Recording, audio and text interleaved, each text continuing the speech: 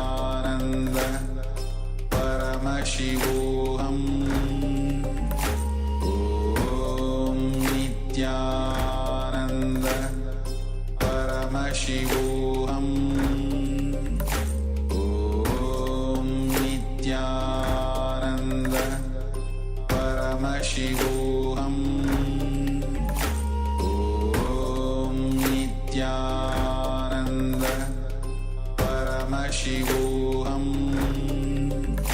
Om Nithyananda Paramashivoham Om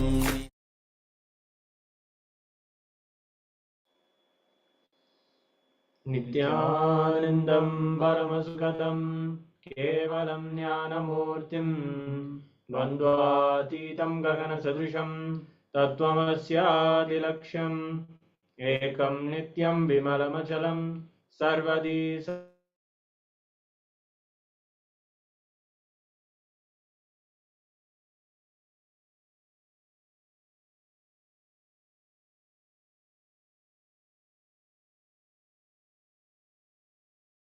Paramashivoham Level 2.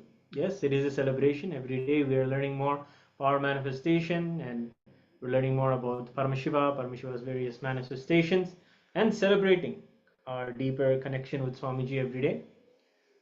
Yes. So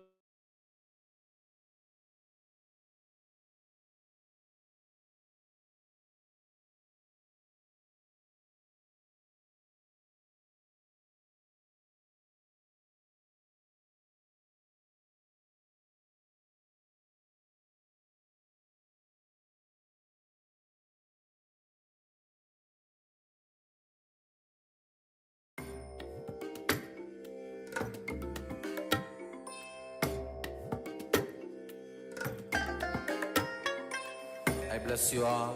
Let you all open all your three eyes and manifest the powers of Mahasadashiva. Om Nithyananda Paramashivoham Om Nithyananda Paramashivoham Om Nithyananda Paramashivoham Om Nithyananda Paramashivoham.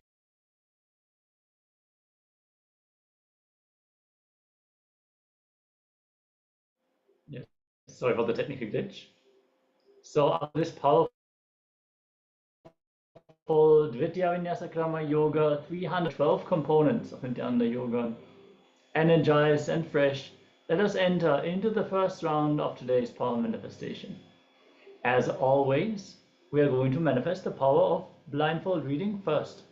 So get your eye bands ready, have your blindfolds, whatever cloth or whatever you are using to tie your eyes, make sure you have it with you, and tie your eyes, settle down, keeping your head, neck and spine in a straight line. Also requesting all the participants who are currently not on camera to join us for this session.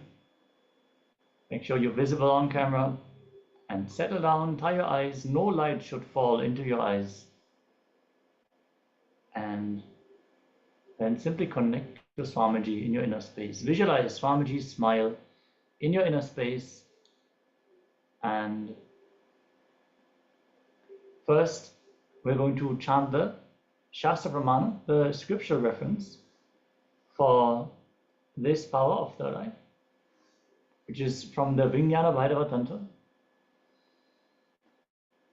कालान्तर्मनोऽन्यस्य तिष्ठन्निहितलोचनः क्रमेण मनसोऽधार्ध्य लक्ष्येत् लक्ष्यमुत्तमम्. By fixing the mind on the inner space within the crown center and sitting stably without any movement, having the eyes closed in succession, by the stability of the mind and the inner space through the power of the third eye, one directly sees the ultimate goal, lakshya, by having the vision beyond the sight that reveals any object or place, attaining the space of oneness with the source Paramashiva. Yes. Now let us enter into the power manifestation. will now be projecting the image. And then chant the Mahavakya. Om Vivoham Om Nithyananda Paramashivoham Om Nitya Paramashivoham. As we're now going to project the image on screen, keep vibrating with the Mahavakya and let this sound of the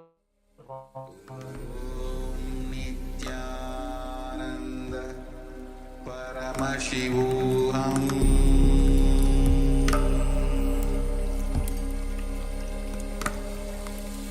Om Nithyananda Paramashivoham Paramashivoham Om Nithyananda Paramashivoham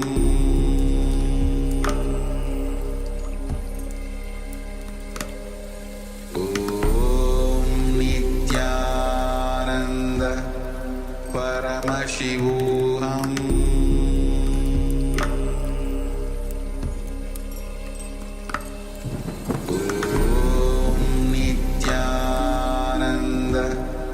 Paramashivoham Paramashivoham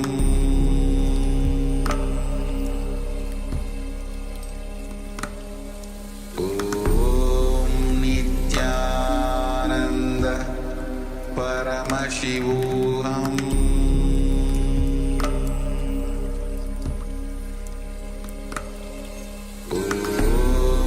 Nithyananda Paramashivoham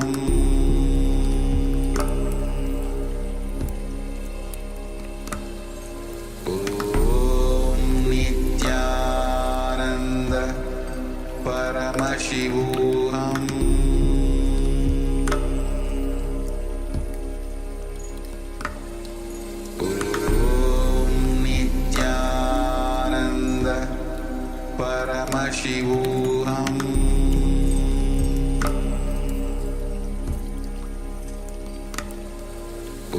Om Nithyananda Paramashivoham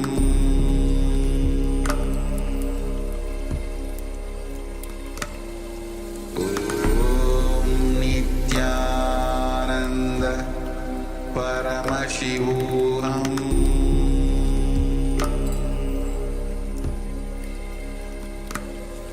Om Nithyananda Paramashivoham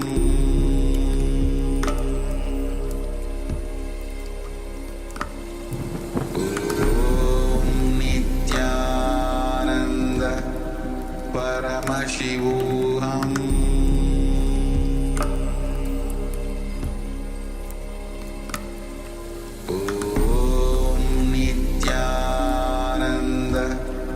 Paramashivoham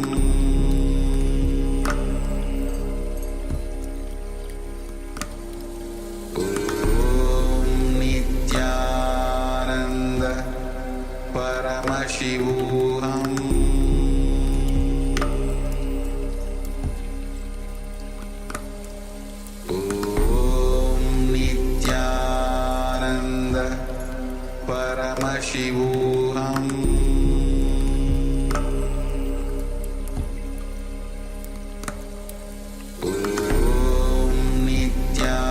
Nithyananda Paramashivoham Paramashivoham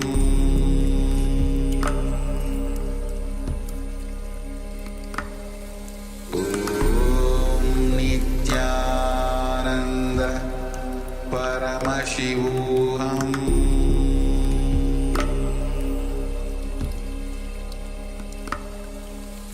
Om Nithyananda Paramashivoham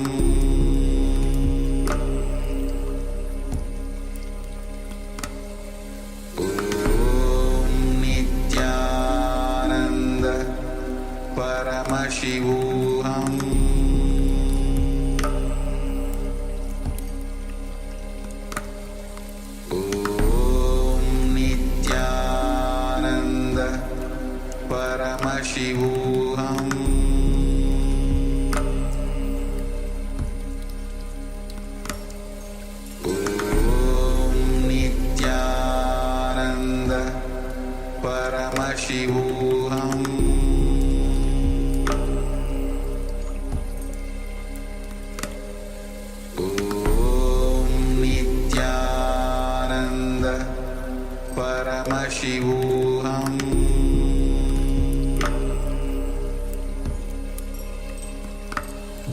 Om Nithyananda Paramashivoham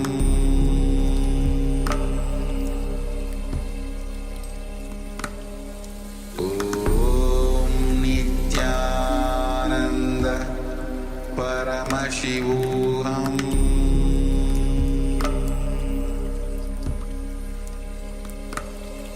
Om Nithyananda Paramashivoham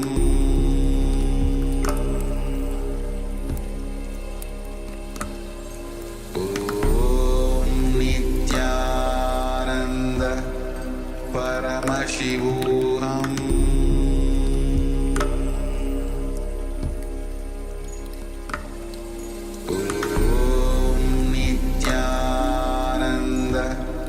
Paramashivoham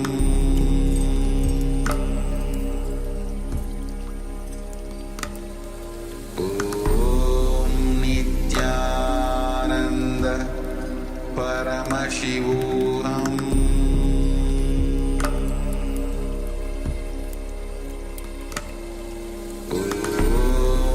Nithyananda Paramashivoham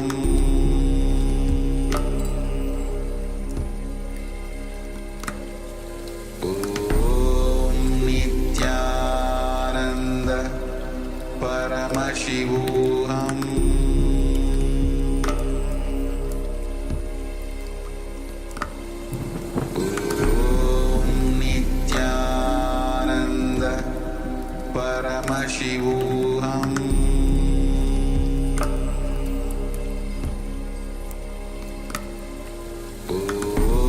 Om Nithyananda Paramashivoham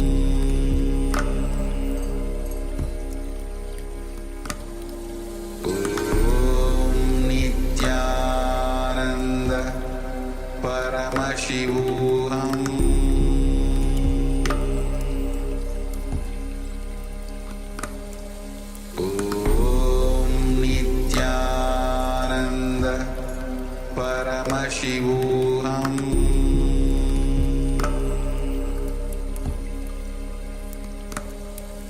Om Nithyananda Paramashivoham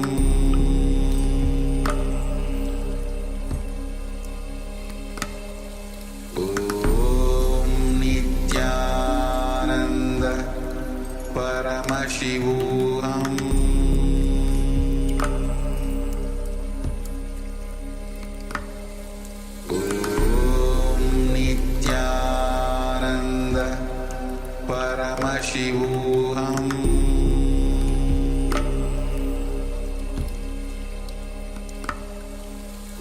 Om Nithyananda Paramashivoham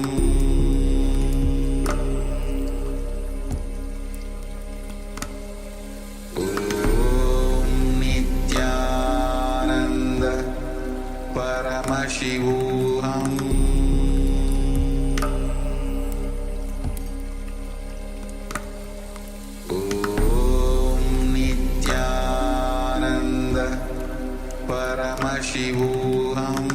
Om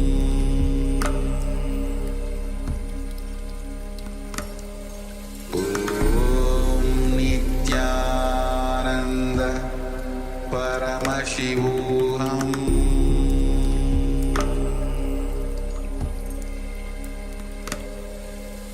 Om Nithyananda Paramashivoham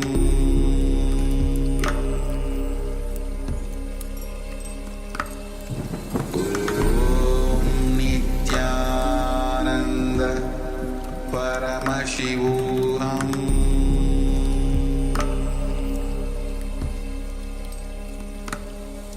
Om Nithyananda Paramashivoham Om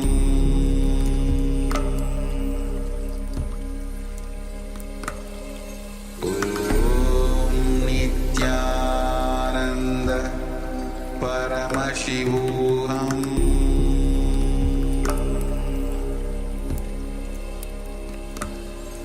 Om Nithyananda Paramashivoham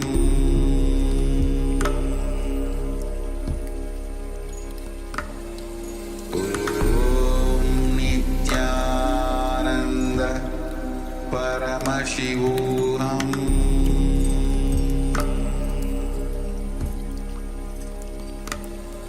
Om Nithyananda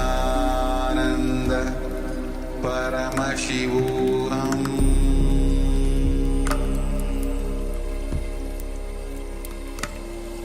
Om Nithyanam, please open your eyes, remove your blindfold, and take a moment to give your gratitude to Swamiji. It is the gratitude that is going to help you go further and further into the power manifestation.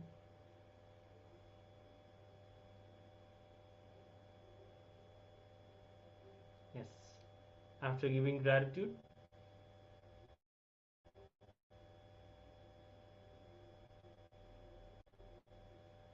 make sure to start sharing whatever you experienced during this round of the power manifestation. Let us know what was revealed to you.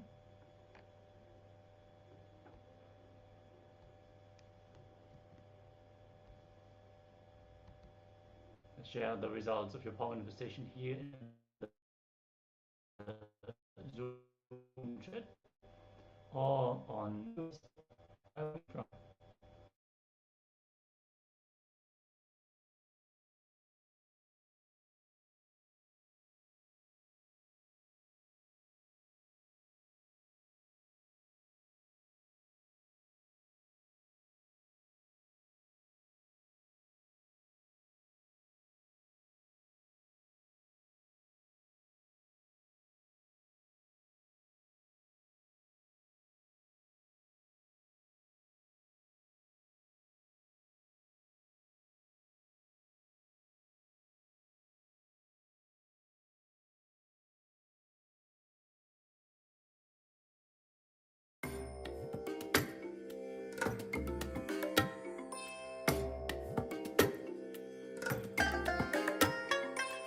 I bless you all. Let you all open all your three eyes and manifest the powers of Mahasudashiva. Om Nithyananda Paramashivoham.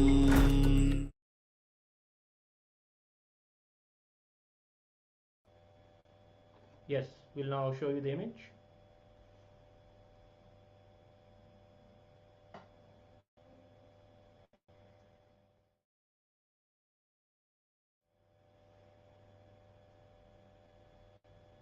Yes. So if you have seen any of the colors or any of the shapes and in the whole water situation in this image, you can know that you're seeing through the third eye. You're manifesting the powers of Paramashiva.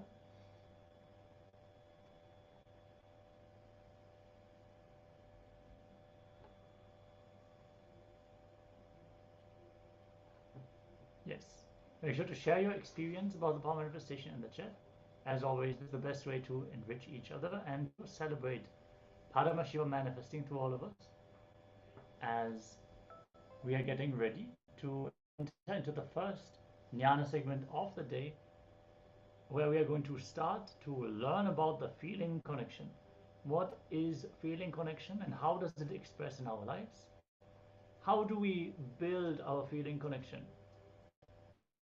So requesting all of you to please be seated with your head, neck and spine in a straight line and in a space of deep listening and restful awareness, as we are going to listen directly to Swamiji himself.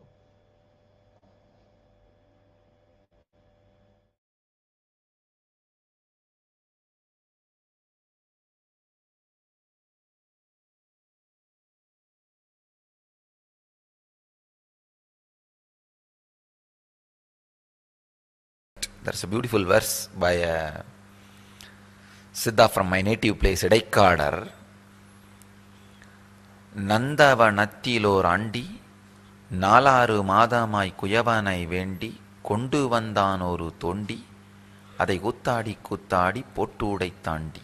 This is the verse. It looks very funny village verse because the literal meaning is there was a gardener and he's a pauper guy.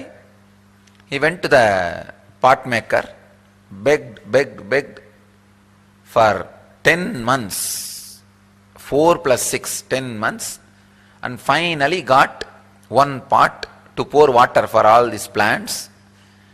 After getting the pot, he came to the garden and he was so excited, enamored by that new pot. He started dancing. Oh, I got a pot. With this pot I will pour water and all the plants will grow and we will have a lot of vegetables.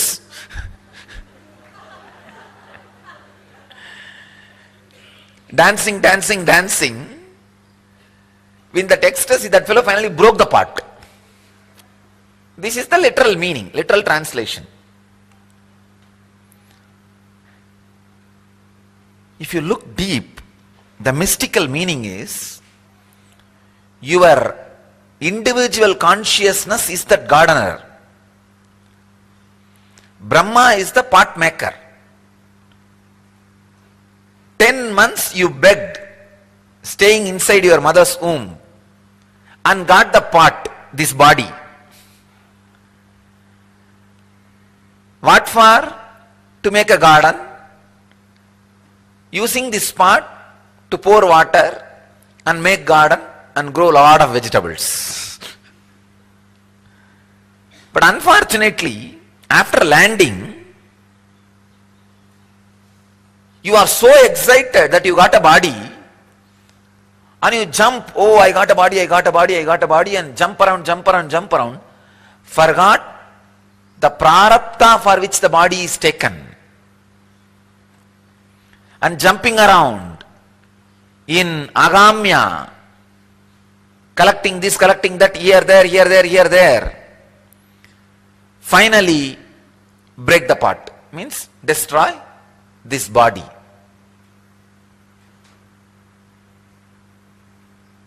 நந்தவனத்திலோராண்டி 4 மாதமாய் குயவனை வேண்டி கொண்டு வந்தான் ஒரு தோண்டி அதை கூத்தாடி போட்டு உடைத்தாண்டி. Understand? Just in 4 lines, in a very simple way, he described a great philosophical truth. So I wanted every one of you to be very clear. The truths I am sharing with you is directly from the inner space of Mahadeva. Please understand, research and development and perfection of these great truths, the way they are lived, the way they are transmitted, the way they are contemplated, the way they are listened, this perfection, the research and development and the perfection has happened in a great loving space of Mahadeva. That is why I insist on coming down, staying around the master, spending little time around him, and allowing this perfection happen in you. In the love of the master, all these teachings become part of your very bioenergy. Love of the master is from the space of bioenergy, pure Kundalini Shakti, unpolluted. So naturally that awakens your Kundalini Shakti, your core opens up. A few days before, I received a message from a devotee in Mumbai. In Facebook she writes, I always had tremendous fear to open up to you. The feeling scared about being open to you because The moment I come to see you or come near you, you are such powerful addictive space. I feel I'll be lost in it. I tell you, you will find you in it. You will never be lost in it.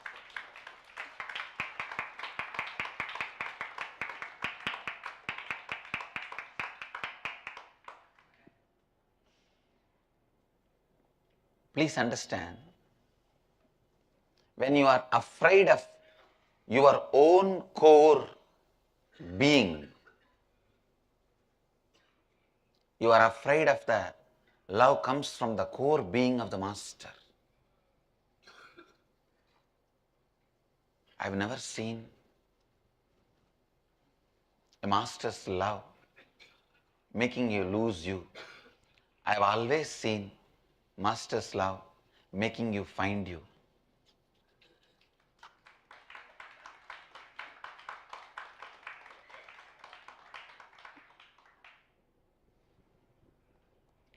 This great truth is perfected in the space of Advaita, in the space of Advaita, in the presence of the Master. Please understand.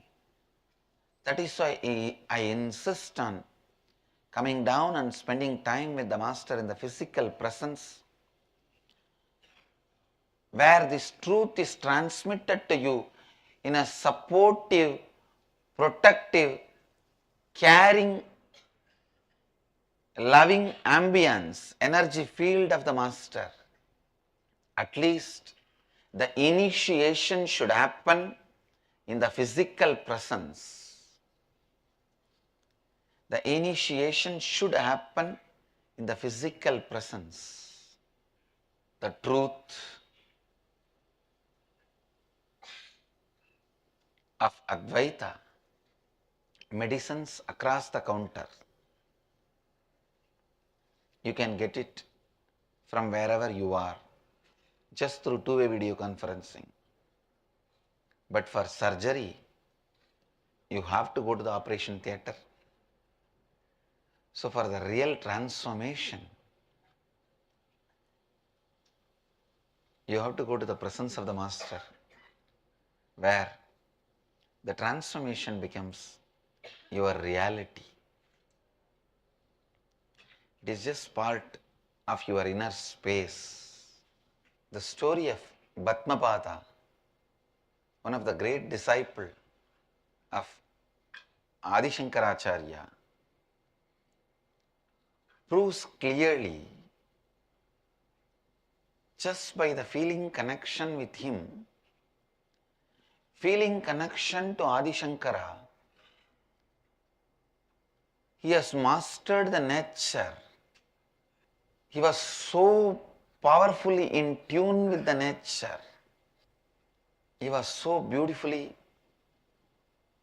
in sync with the nature. You may not know the story. There was a great disciple of Adi Shankara who is not that intellectually capable, but highly devoted, dedicated, integrated to the Master, integrated to his disciplehood. One day he went to wash the clothes of the Master to the other banks of the river. He was washing there. Some of the other disciples of Shankara were discussing and they were making fun of Bhatmapada. What is this? This fellow is all the time washing the clothes and cleaning. Did he come here to become a laundryman? If he is not learning any scriptures and not studying, contemplating, when is he going to get enlightened, master the nature, Prakriti, life? Shankara was just laughing. He may be a little less capable in intellectual way, but he is an amazing, intelligent being who is doing what needs to be done first, who is putting first things first. Shankara wanted to show this to other disciples. So he just sits up and calls from where he is, Batmapada, please come. Actually, he uses the word first time, Batmapada. Earlier his name was different. He just calls his disciple. The moment Master called, the disciple forgot everything. He just starts walking on the river. And the river, oh God, now I have to protect him. When somebody is in such a deep space of trust with the whole cosmos, Master is a representation of the whole cosmos.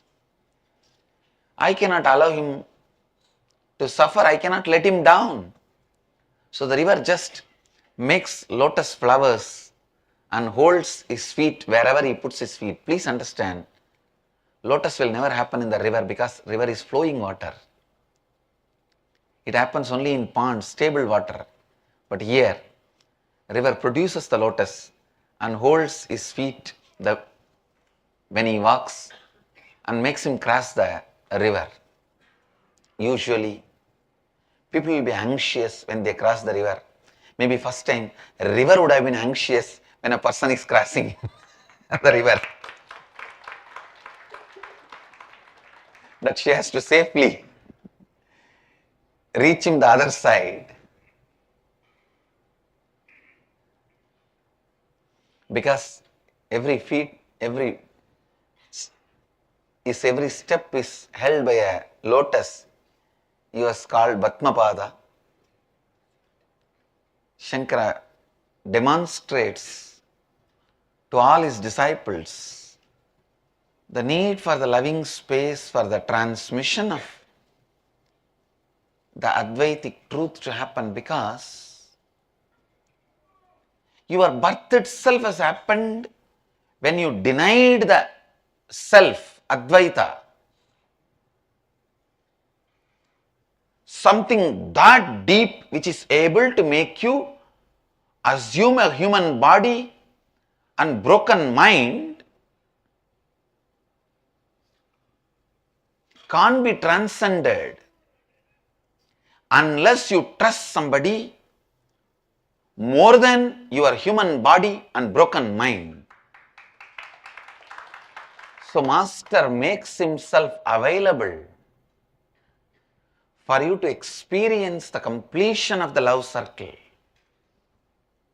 I myself have seen this great yogi, my teacher, expressing different kinds of powers. Just through sound, he will play whatever he wants. He will take a stone and create a sound as if he is hitting that stone with a hammer. That stone will give way, it will just break. And same way, he will create a sound as if he is throwing a stone towards a tree, the fruit will fall. Just he will play with the sound and will create a kind of a sound as if dog is inviting, barking, the dog's language, kind of an invitation. The whole surrounding, some 60-70 dogs will gather around him suddenly, and he will create some kind of a sound. The sound which gets converted into smell. Just by sound, he will create a smell. All the snakes in that area will start crawling around him. Kind of a dull smell he will create just by sound. All the snakes in that area will start coming near him. Means extraordinary powers. But he lived a very ordinary life. 14 kids. 14 kids and very ordinary life, simple life.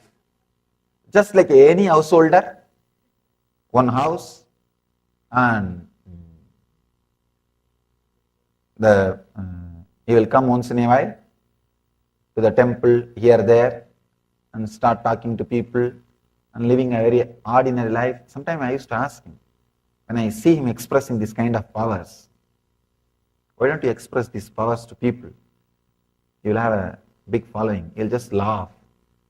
You'll just laugh and say that a biggest miracle is producing few enlightened people.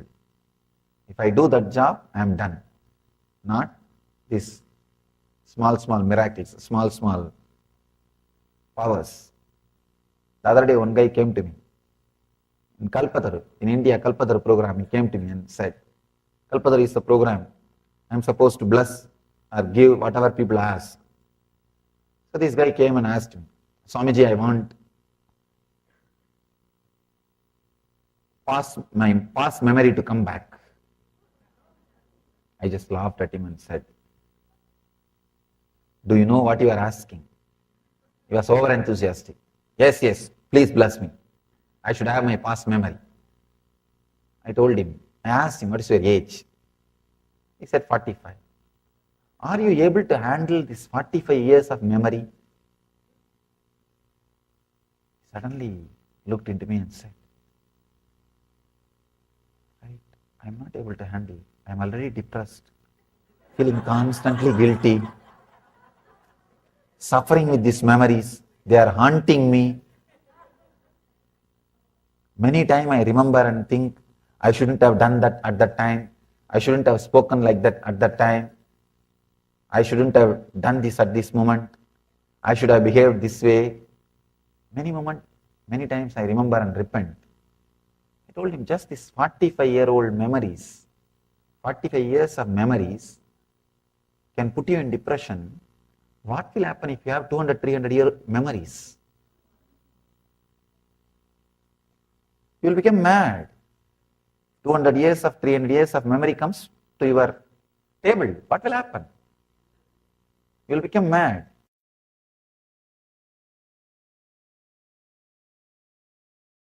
Patanjali says, no, come down, be here. I know the science.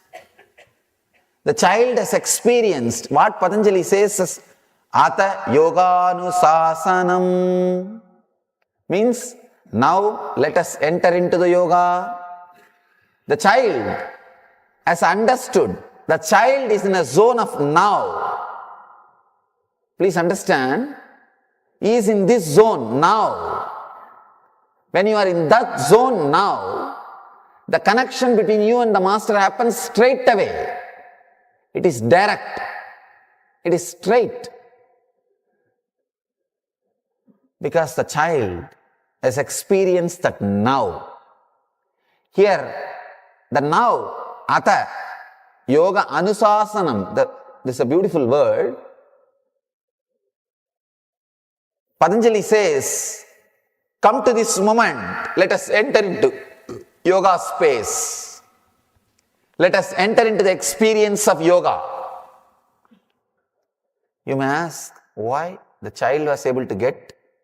Why not the mother? Because mother is not in this moment. Child knows very clearly. Child is in this moment. He doesn't know people can tell lies. He doesn't know master can tell a lie. He doesn't know, he doesn't doubt master may tell a lie. He doesn't have any of that kind of doubts. He knows very clearly he is an enlightened master. If he says, it will become reality. That's all. He is not believing for some reason. We also sometimes believe, if I believe only then it will get healed. Let me believe. If it doesn't happen, I think I shouldn't have believed. Even our belief is a business. Even our belief is a business. Patanjali says, come to now. See, he is not saying believe, no. Be straight. If you can believe, see, if it is a straight thing, it can't even be called as belief. It can be called as belief only one corner of your mind if you have a doubt. If there is no doubt, it can't even be called as belief. It's a straight truth. Straight experience. People asked me, Swamiji, are you not surprised? I said, no, I know the science. It is not miracle, it's a science. Swamiji, then why did you not give it to the mother? Because she can't connect. Please understand, for miracle to happen, you need a proper connection. You need a beautiful space to be created. You need a strong feeling connection between the two persons. Only then miracle can happen. If there is a strong feeling connection between two persons, in both consciousness, in both souls, different space will be awakened. For example, when you fall in love with somebody, suddenly a different dimension of you, which was unknown to you, will be awakened. You will start sacrificing more. You will start becoming more joyful. You will start becoming more sensitive. Many unknown dimensions of your own being will be awakened by the other person. The same way, in other person also you will awaken many dimensions. Beloved is a person who awakens unknown dimensions inside you. When the feeling connection happens, if it happens between two ordinary human beings, the unknown dimensions are awakened. It's called love affair. Please understand, beloved is a person who awakens the dimensions which are inside you but unknown to you. Same way, master is a person who awakens the unknown dimension of enlightenment in you, which was unknown to you. In that small boy, the feeling connection has straight away happened. He is in the being level. He is neither struggling with intellect nor struggling with emotion.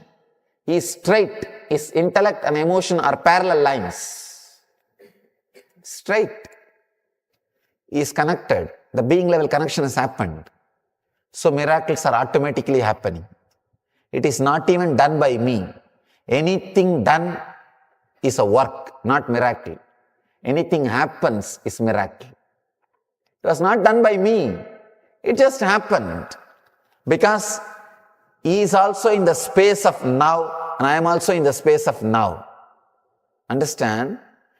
When you come to the space of now the yoga can happen inside you. I am already in the space of now. If you can come down, come to now, this moment, the yoga can happen in you. Patanjali says, here, now begins yoga. You need to come to this moment.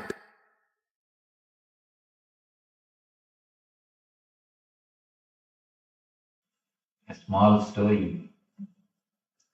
One enlightened master had a stomach trouble.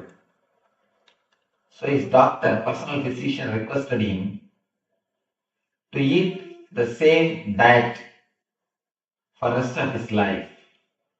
He started enjoying the food. Same diet, little bit of rice and little greens, herbal medicine. That is the only diet for him. Continuously for 10 years he was taking that same diet. The disciple who was cooking for him, she got fed up. She came and asked him, Master, what is this? I am feeling bored cooking the same food. Are you not feeling bored eating the same food? Master says, what?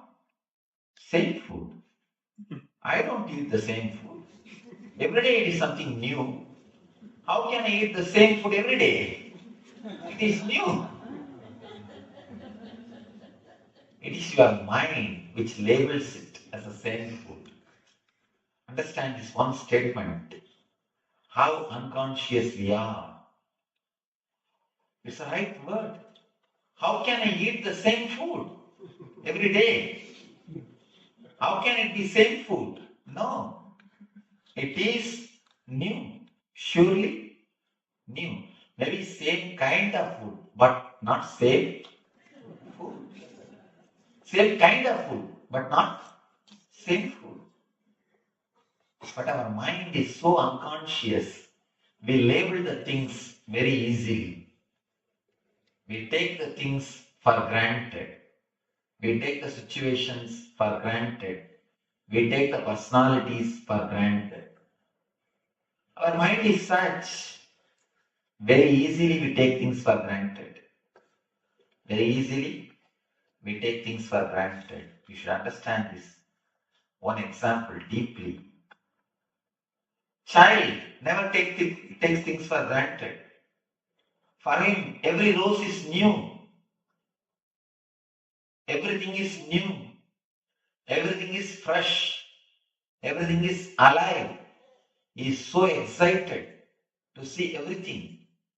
You can see the kids.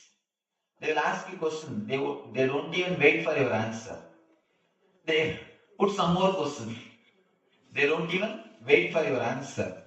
They are not bothered about your answer. Be very clear. Don't worry too much about answering them. Yeah, and we always take things too seriously. Either we shut them up. Hey, keep quiet. Don't shout. Or we go on try to explain things, making them also intellectual. Either you continuously try to make them intellectual, or you shout at them, keep quiet, don't ask all these questions. They don't even care for your answer. They are just happy telling something new. They are expressing, they are getting to know new things. That's all. By questioning, they explain to you that they are growing. They express, they are getting introduced to new dimension of their life. And you don't have to bother. Actually, when they don't expect your answers, they tell you very clearly, don't worry to give me reply. I am happy with my questions. They don't take things for granted. They don't take persons for granted. They don't take situations for granted. That is the reason their eyes are so alive, so fresh. When they look at things, they don't verbalize. Be very clear. When they look at things, they don't verbalize. When you verbalize, you miss the reality. For example, when you see a rose bush, the moment you see a rose bush, you start thinking about the roses which you presented to somebody, or somebody presented to you.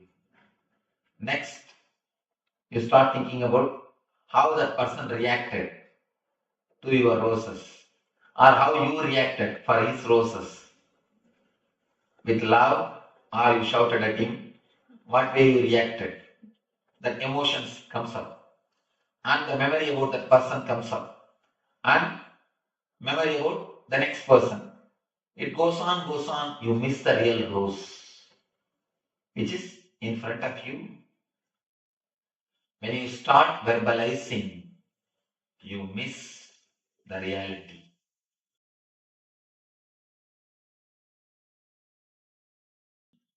Consciously resting means thoughtless awareness. I'll make a small diagram.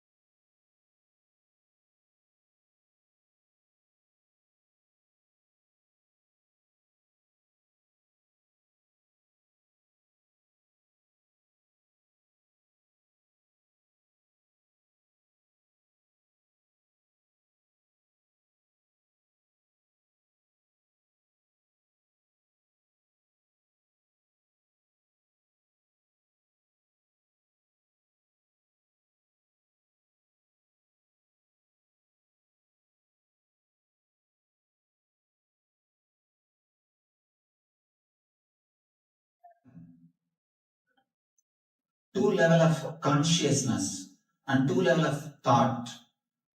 For example, now you have thoughts. In the deep sleep, do you have thoughts? No. I don't know. Surely not. That's why you are able to sleep. And now you have something called I consciousness, the feeling of I. The deep sleep, surely it is not there. If it is there, we can't sleep. These two state of being and level of mind crisscrosses each other and creates four state. For example, with I consciousness and with thoughts, what we call waking state. Waking. Now, what you are experiencing is waking state. You have I consciousness and thoughts, both. Next thing, without I consciousness, with thoughts, is what we call dream. You see, in the dream, you have thoughts, but I consciousness is less. The frequency of thoughts is more than frequency of I consciousness. That is why, in the dream, you are not able to control your dreams. Only dreams will happen as it wants. In the waking state, you can control your thoughts. In the dream state, you can't control your thoughts. The intensity or the frequency of I consciousness is less than frequency of thoughts in the dream state. The third thing, you neither have I consciousness nor have thoughts. That's what we call deep sleep. Deep sleep. And there's a fourth state which we never experienced. That is what I call intuition or meditation. You have I consciousness but no thoughts. You have I consciousness but no thoughts. This is what we call meditation or intuition, whatever. In Sanskrit, we call it samadhi. You have I consciousness but no thoughts, thoughtless awareness. If we can experience this zone, the fourth state, we can experience the different consciousness, what I call beyond intellect, the bliss or the peace or the intuition, whatever you may name it. We can experience this fourth state with this. See, the practical use of this fourth state is, it can give you so much of creativity, so much of courage, so much of confidence. You can decide spontaneously. Ability to take spontaneous decision is what I call responsibility. The more you are able to decide spontaneously, the more you become responsible. There are so many situations you can't work just with data. There are so many situations that, first of all, data will not be available, or very limited data will be available. You will not be able to have the decisions taken by elders or earlier person. There will be no precedence. So in that type of situations, you need something more than what you call intellect. You need something beyond just your data. You need what I call the thoughtless awareness. If you can experience even the glimpse, not only your life in your office or in your corporate level, even your relationships can totally change. You see, even the relationship failures happen because of our reactive mind. The reactive mind, when I use the word reactive mind, unconscious mind, there are two things. One is collecting all the arguments and then passing judgment. Another one is, your judgment is ready, you just collect arguments to support your judgment. When we are unconscious, when we are instinct, judgment is ready. You just want the arguments to support your judgment. You decide he or she is wrong. Then you go around collecting some arguments to support your judgment. It means you are only working in an instinct level. We are only working in the instinct level. Sometimes the instinct and intuition will look the same. People ask me how to differentiate songs. With intuition, you will feel tremendously energetic, alive. with instinct, you will feel you are drained. Whenever you decide without using intellect and feel drained, be very clear, you are working in instinct level. Many times, our anger and other emotions, we just decide instantly. Then we understand, oh, why did I do this? You create guilt.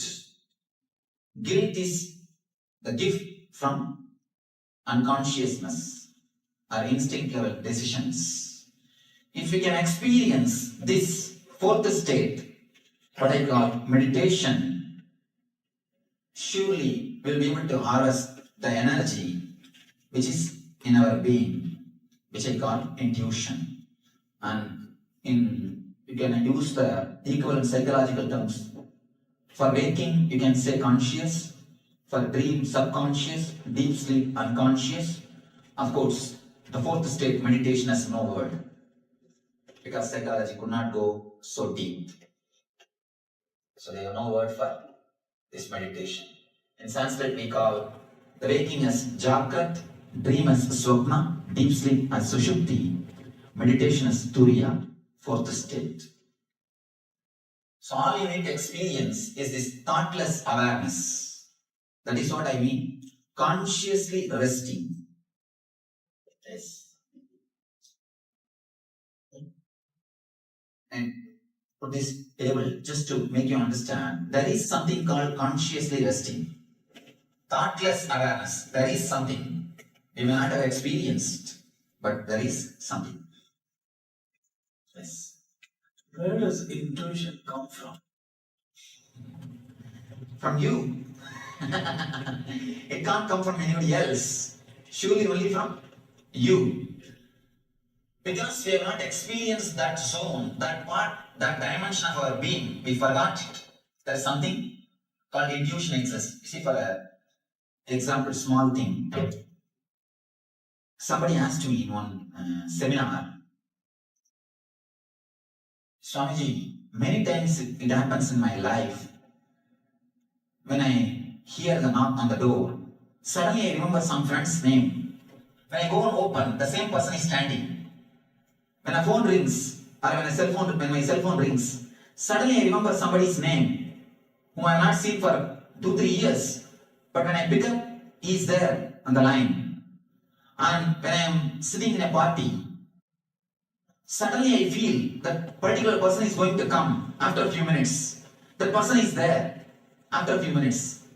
That person asked me, how it is happening? Many times I experienced this, how it is happening. In the same group, I asked, how many of you have experienced this same thing at least once in your life? More than 70% people raise their hands. Now I can ask, how many of you experienced like this something in your life at least once? Again, you can see more than 70-80%. One thing, if it happens in somebody's life once, we can call this as coincidence. But 70% cannot be coincidence. 80% cannot be coincidence. You understand? There is something more to it. There is a logic behind it. There must be something behind it. We may not be able to know logically, but it is not that there is nothing. See, when you know the logic, you call it as incident. When you don't know, you just call it as coincident. I tell you, there is nothing happens without cause. The planet Earth, nothing can happen without cause. It is always cause and effect. When you know the cause and effect link, you call it as incident. When you don't know, you call it as coincident. So there cannot be anything called coincident. There is something which happens only from you. When this has happened from you, intuition also has to happen only from you. Let me explain how that happens. How you come upon that moments.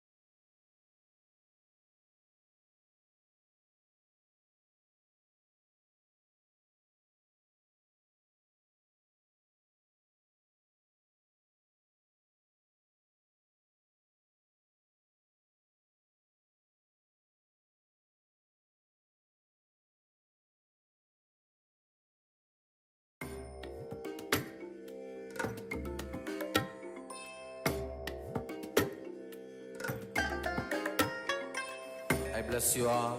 Let you all open all your three eyes and manifest the powers of Mahasudashiva. Om Nithyananda Paramashivoham.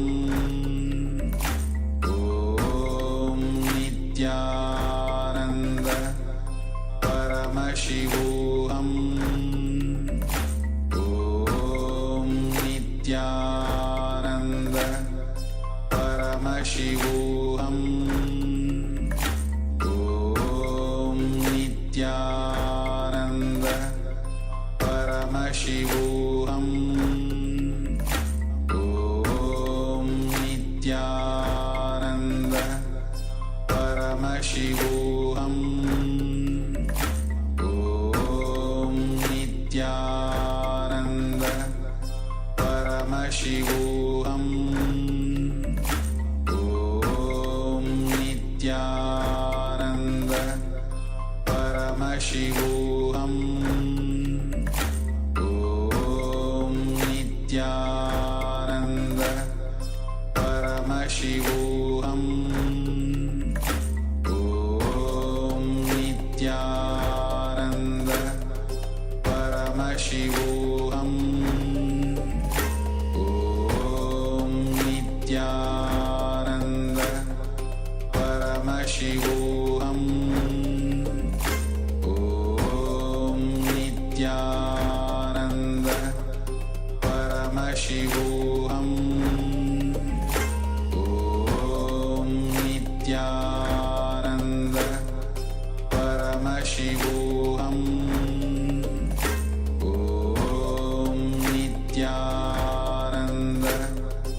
Paramashivoham.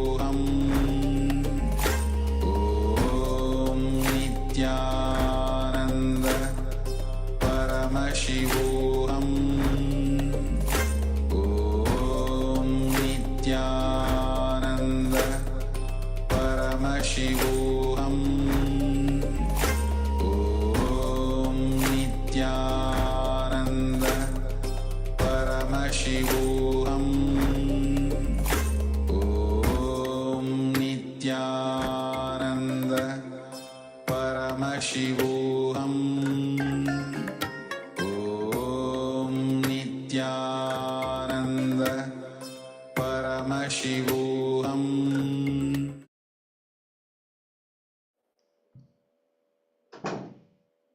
Yes. Beautifully, Swamiji has revealed the deeper insights into feeling connection. How do we build ourselves on the feeling connection? We're now going to enter into the internalization exercise. So requesting all of you to be in a space of listening, and let's get ready. Yes, so we start with a small story. One enlightened master had a stomach problem, so his doctor, his personal physician, recommended him to eat the same diet for the rest of his life and started enjoying the food, the same diet, a little bit of rice, a little bit of greens, a herbal medicine. That's the only diet for him, continuously for 10 years. He was taking the same diet. The disciple who was cooking for him, she got fed up. She came and asked him, Master, what is this? I'm feeling bored cooking the same food. Are you not feeling bored eating the same food? The master says, what? Same food? I don't eat the same food every day. Every day it is something new. How can I eat the same food every day? It is new. So it is your mind which labels this as the same food. Understand this one statement. How unconscious we are. Is it the right word? How can I eat the same food every day? How can it be the same food? No, it is new, surely new. Maybe the same kind of food, but not the same food. Same kind of food, but not the same food. But our mind is so unconscious, we label things very easily. We take the things for granted, and we take the situations for granted. We take the personalities for granted. When you verbalize, you miss the reality. For example, when you see a rose bush, the moment you see the rose bush, you start thinking about the roses which were presented by somebody, or somebody presented them to you, or you presented them to somebody. Next, you start thinking about how that person reacted to your roses, or you reacted to his roses with love, or you shouted at him. The way you reacted, the emotions that come up, the memory of that person comes up, and the memory about the next person. It goes on and on. You miss the real rose in front of you, which is in front of you, and you just start verbalizing, and you miss the reality. To develop awareness of how often we unconsciously label things, situations, and people, and to cultivate a more mindful approach to everyday experiences, we're now going to be doing an exercise knowing our habits of mind labeling. Choose a recent experience first. Think of a recent experience where you interacted with an object or situation or person. Describe the experience in a few sentences, focusing your initial impressions and reactions. Write this down. It was a meeting yesterday. I labeled my colleague as difficult because she kept interrupting. So this is one label that you put on someone. So this is an example. So first, let's now identify a label. So pick up a recent incident. Choose a recent incident that you have. It doesn't have to be technically a negative incident, just one that has put you into, it'll help you understand how you label things, that this is a good situation, this is something I want more and more, this is something I don't get as often. Like that also you label situations, and in that manner, because you are in between two negative experiences, you think you are having a positive experience. So in this way you can also understand and become mindful of your labeling. Go ahead and begin.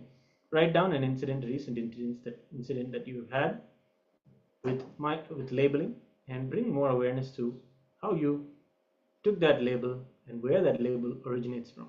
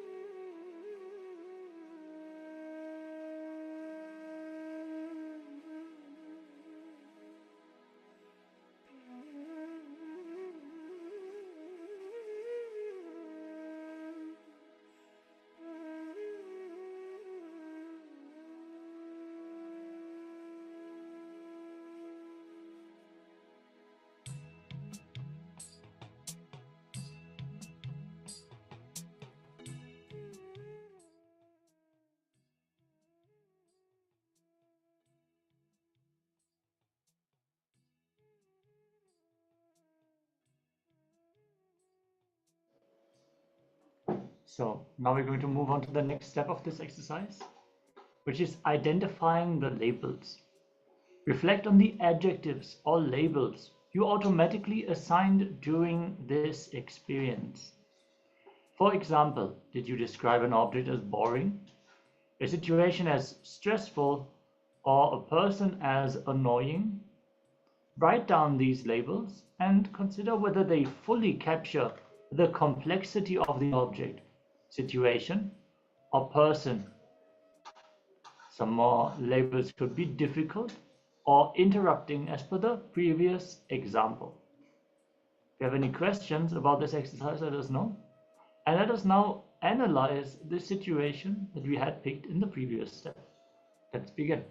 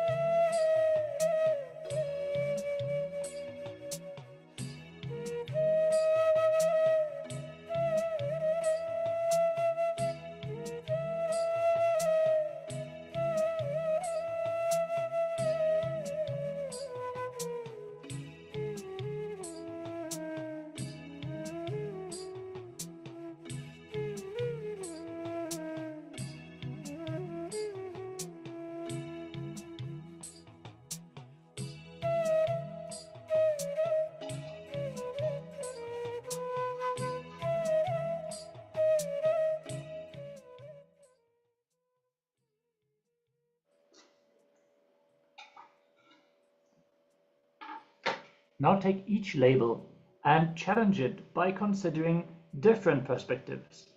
Ask yourself, why did I label it this way? What might I have overlooked? How might someone else view this differently?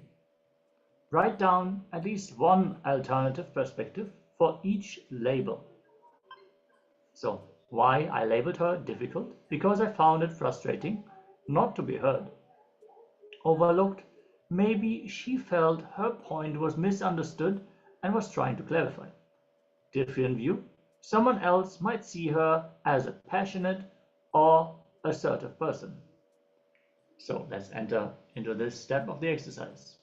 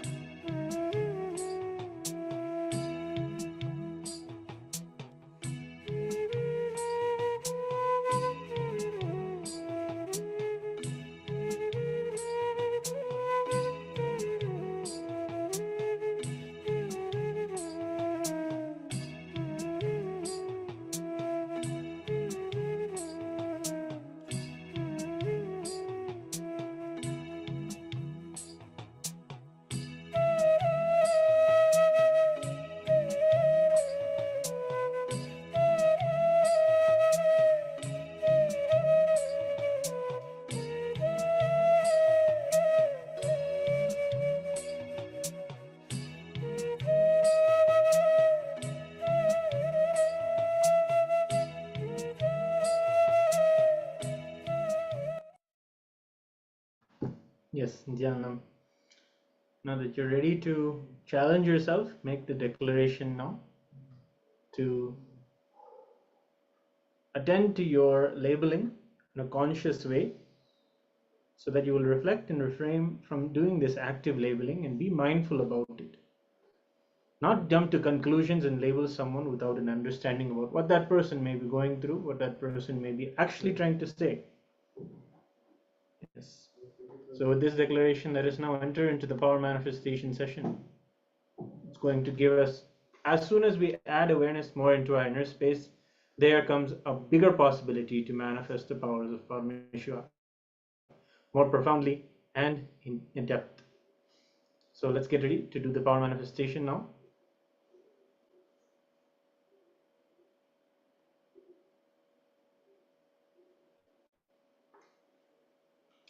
Yes, so we'll be getting ready to do the third eye blindfold reading. So we request everyone to again tie your blindfolds.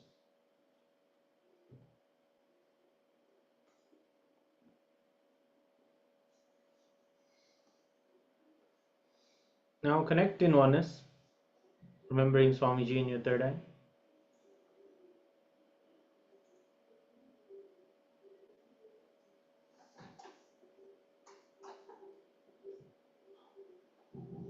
Yes, let's all tie our eyes with a blindfold and get ready. Chant the Mahavakya intensely. We'll now chant. Om Nithyananda Paramashivoham. Om Nithyananda Paramashivoham.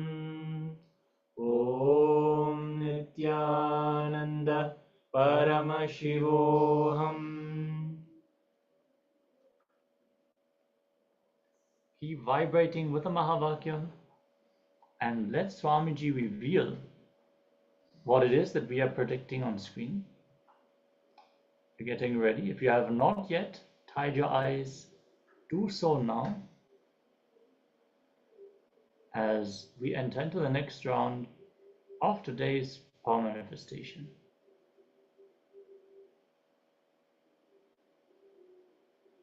The image is now projected on screen. Let's start. Paramashivoham.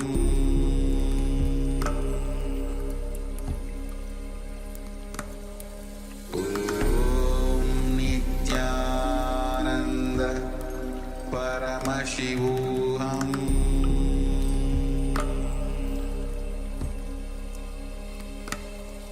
Om Nithyananda Paramashivoham. Paramashivoham.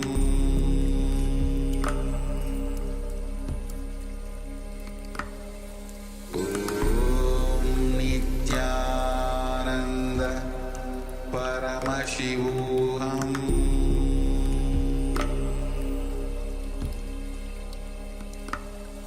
Om Nithyananda Paramashivoham. Paramashivoham.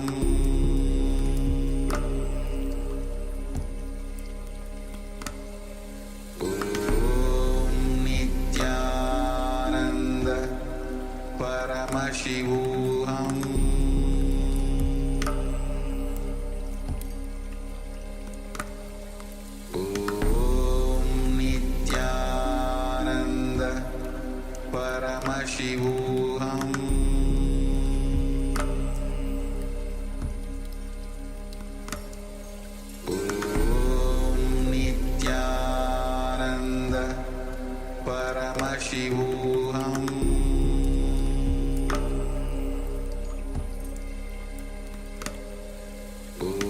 Om Nithyananda Paramashivoham.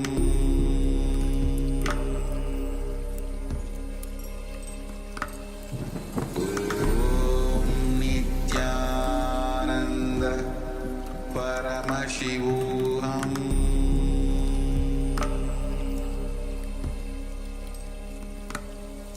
Om Nithyananda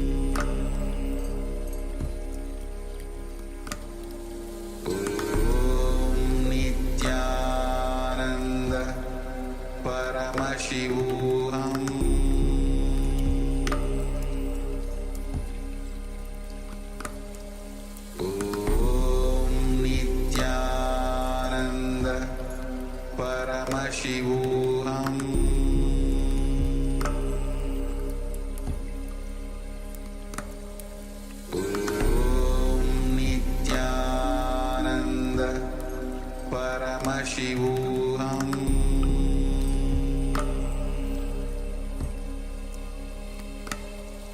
Om Nithyananda Paramashivoham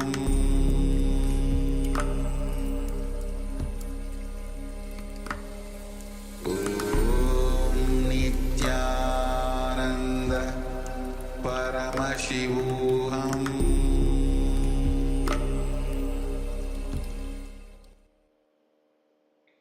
Yes, Nithyanandam.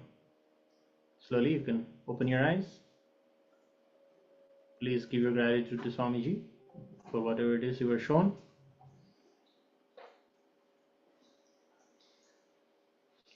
Next, please write down and share with us what you have seen through the third eye.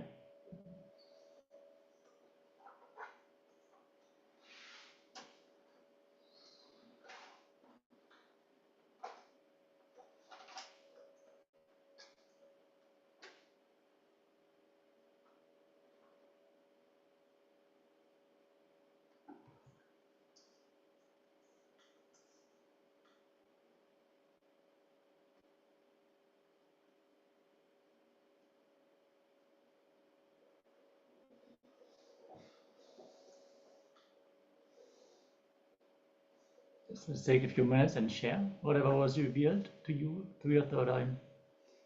Describe it with as much detail as possible. Any sensation, any experience you had during this round of the power manifestation. Before we project the image once more to confirm the power manifestation.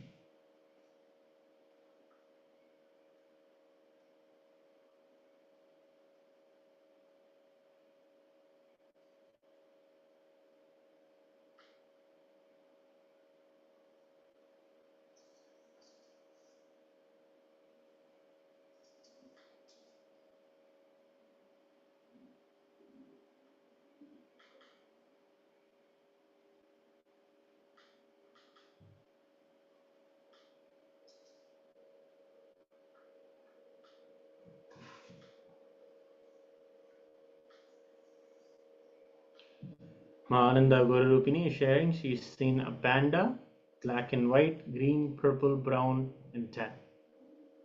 Okay, Ma. Thank you for sharing.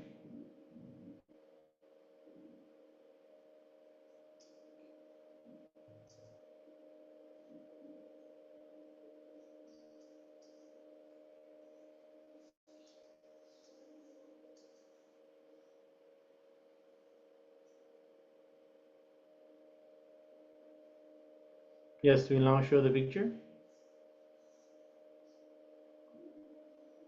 My stack is sharing light sparks, water flowing, small waterfall, bird, spring water, giving mountain, sun triangle with line like a pine tree, red, gold, white, green lines crossing blue. Interesting. Now let's have a look at what was the image that we had predicted.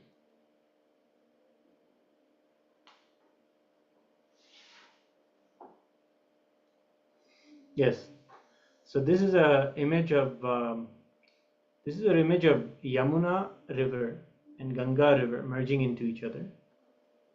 This is an auspicious place. It is known as Prayag in India, and you can clearly see the different colors of the two rivers. One is a different muddy brown river, and another is a more green river. So those two rivers have different colors, and they merge into each other at the auspicious this point called Prayag. The city itself is called Prayagraj. And yes, you're all able to see wonderfully water. The colors, also the combination of colors. I think Mahagora Rupini, you are seeing the combination of colors that is actually even standing out in this picture. The brown river mixing with the green river. Green and brown are both the colors you also saw, as well as you're also seeing a lot of water, and you're seeing even specifically the crossing blue and the little blue green, you can say, and the color is crossing. You saw a triangle shape, something like a pine tree. If you like turn your head a little bit, it does look like the mountainous side. You also saw a small mountain that does have the shape of a pine tree with a lot of red at the bottom. So there is a lot of elements which you have correctly pointed out. So celebrate the manifestation month. Yeah, we can go into more and more detail here. There's so many small bits if you take this apart. So thank you all so much for participating in the power manifestation and sharing your results.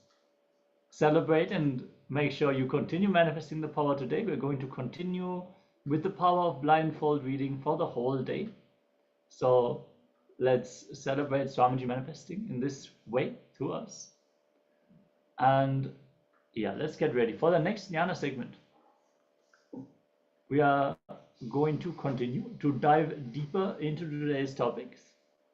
And we have learned about the feeling connection and how what we experience, it is all for us. It is all life positive. So in this video, we are going to learn how to shift away from our victimhood mentality. So many times we would say, wow, these things that are happening to us, they only happen to me. Why does this only happen to me? Why me? How we can shift that to the divine experience. Wow, me. And Swamiji is going to go into detail. So let's listen in deeply as Swamiji is revealing exactly that.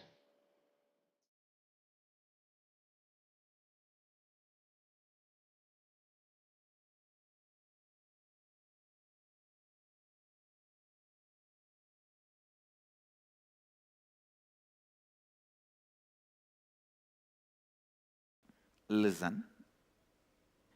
Every moment, the happening in you means your life. Listen carefully. Life. You may be marching towards your goal to achieve something in the outer world or inner world, or you may be just confused and stuck. Whatever. But life is happening to you. Please understand, even feeling confused and getting stuck is life happening. Sometimes people feel you are not even letting us live in confusion and depression a little bit. Understand? Even confusion and feeling stuck is life happening. Life happening. So, in this happening of life, whenever you change the game, like the rules with which you need to play with matter, if you play it with consciousness, the rules with which you need to play with consciousness, if you play it with matter. I'll give you an example. A ship is very safe, most secured in the port when it is docked. What do you call it? Decked or docked? Docked. Whatever. But it is not created just for that purpose. Understand? If you always decide based on law of life, if the ship is parked or locked in the port, it is very safe, most secured. Yes, no doubt. But the purpose of ship is not just being docked in the port. Law of life is only teaching about the most secure things. Flow of life is exciting, adventurous, innovating, opening up different possibilities.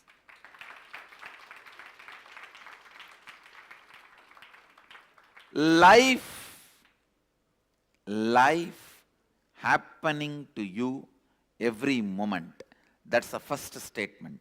Even if you feel you are stuck, life is happening.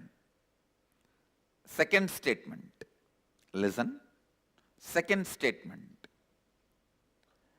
when you change the games, when you change the rule of life, when you play law into flow, flow into law, what you go through is pain. Listen. When flow, the life is restrained by the misunderstanding of law, pain is caused. Wherever you need to follow the law of the matter, you try to break it because of your over-enthusiastic flow, suffering is caused. Listen to the third statement. The constant life happening, when you approach it with agitation, every moment the purification process which is happening in you becomes painful. Listen, purification means more and more understanding of which is law, which is flow. Letting the flow to be, letting the law to protect. Dharma to protect, yama to enjoy. Listen, dharma to protect, yama to enjoy. Bringing more and more understanding about yama and dharma is life, and that process is constant death and constant rebirth. Understand? This is one of the important prayer you should carry in your heart. Mahadeva, even if I don't understand, whatever need to be removed from me, please remove it at least by force. Whatever purification I need to go through, let me go through even by force, because I know if you are waiting for my yes, it will never happen. If you are waiting for my yes, it will never happen. Understand, I am defining surrender, bhakti. Surrender and bhakti. Giving the GPA, general power of attorney, to Mahadeva, saying whether I understand and appreciate or not, whether I understand or not, appreciate or not, what my life need to go through, how I need to experience the flow of life and law of life in the ultimate intelligence of you, Mahadeva, your third eye. From your third eye, when you see how I should be with the flow of life and law of life, let that become reality. Whether I understand or not, accept or not, appreciate or not, ready to receive or not, I am giving you the whole GPA now itself. Do it. This is surrender. This is surrender. And when he does it, enjoying is bhakti. Understand? Giving the GPA to him is surrender.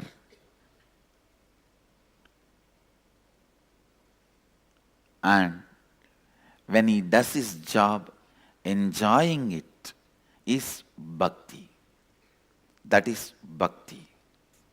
Listen, I feel everyone should carry this truth in the heart as the context of life.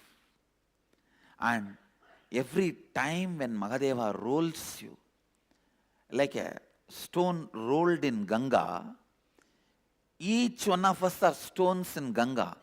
He just rolls all of us in the flow of life, which comes from his head and washes his devotees' feet. That is what is enriching, understand?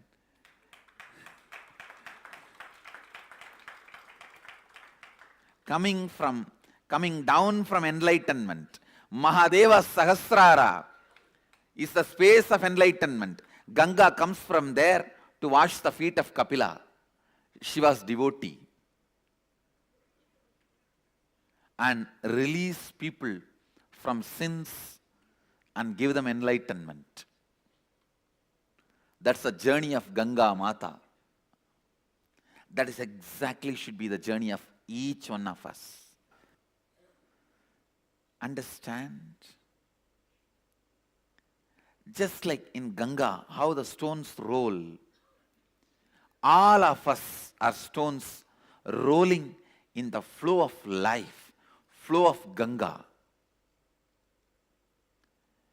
Many unnecessary parts of us are chipped and we are polished. In all this flow, if you appreciate what life is doing to you, you will experience constant rebirth, rebirth, rebirth. If you don't, you will constantly experience death, death, death. Why me? Is looking at the life as death, then you will see constantly you are only dying. Understand, the most dangerous thing, seeing life as constant death, you will associate yourself with that small pieces of stone which gets chipped off. You will never be worshipped. Associate yourself with the main part which is going to be worshipped as Shiva. That part always feels, wow, I did not do anything. Just life moved me. In the flow, I am polished, cleared. Now I am worshipped as a god. That is what I call Brahmanyam Bahuputratam, the favorite inheritor of the cosmos. Listen, listen, listen.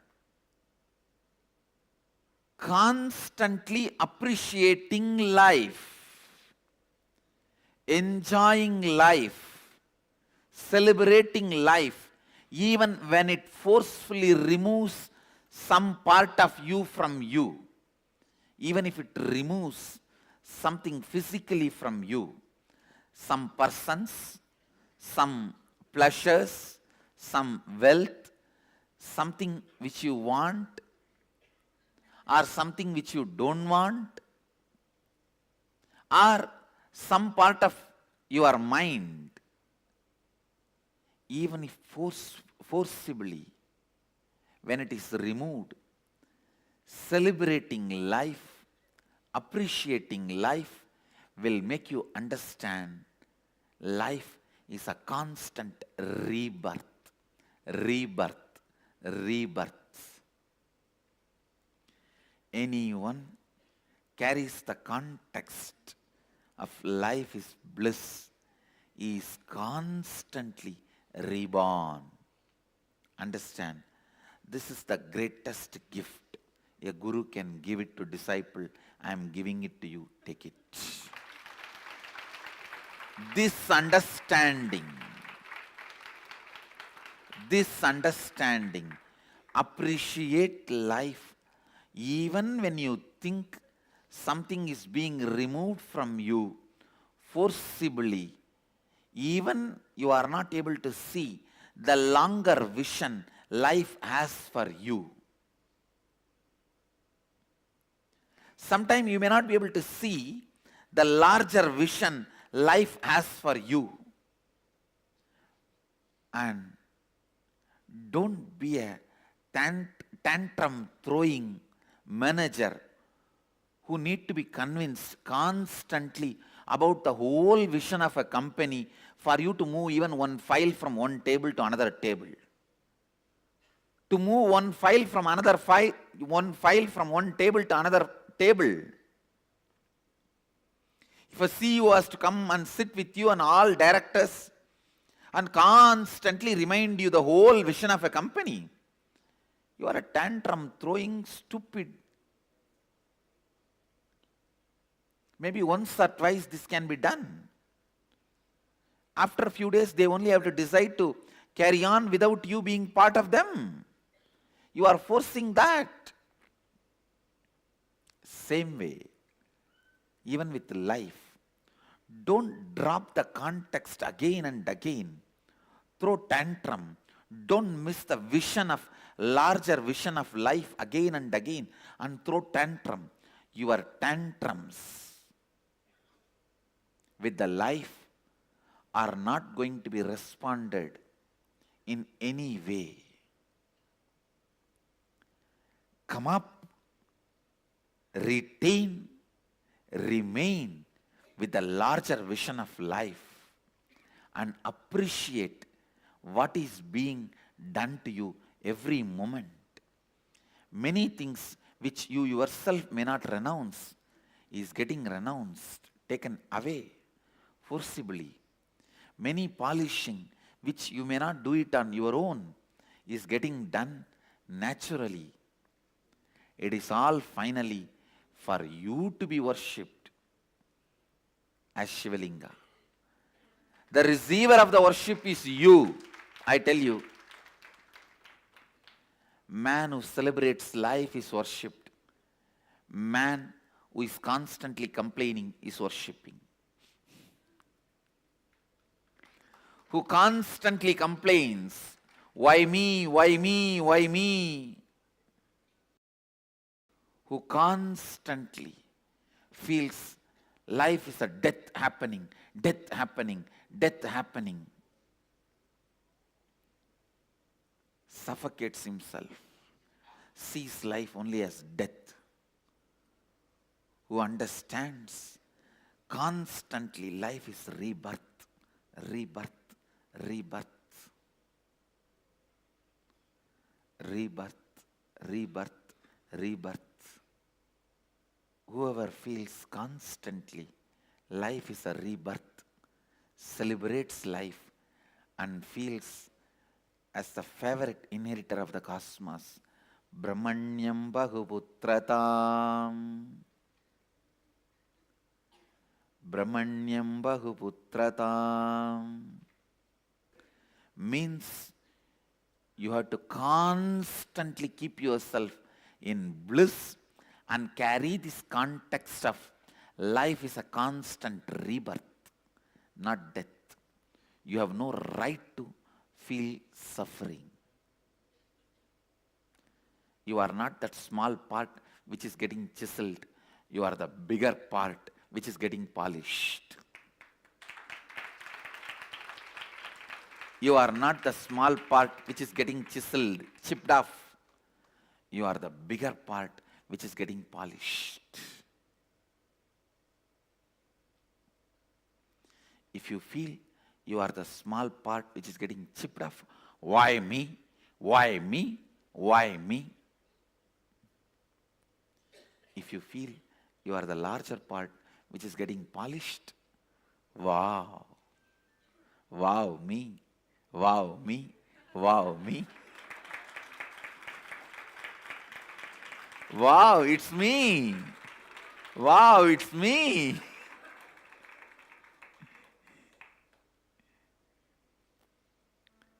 Life is just all about from why me to wow me. Understand, I tell you one more thing. Life is so compassionate. Only minimum chipping is done. and maximum polishing is done. It chips really only the minimum required. No. Others get chipped only little bit. I get chipped so much. No. You are in the hands of the most compassionate sculptor, Mahadeva.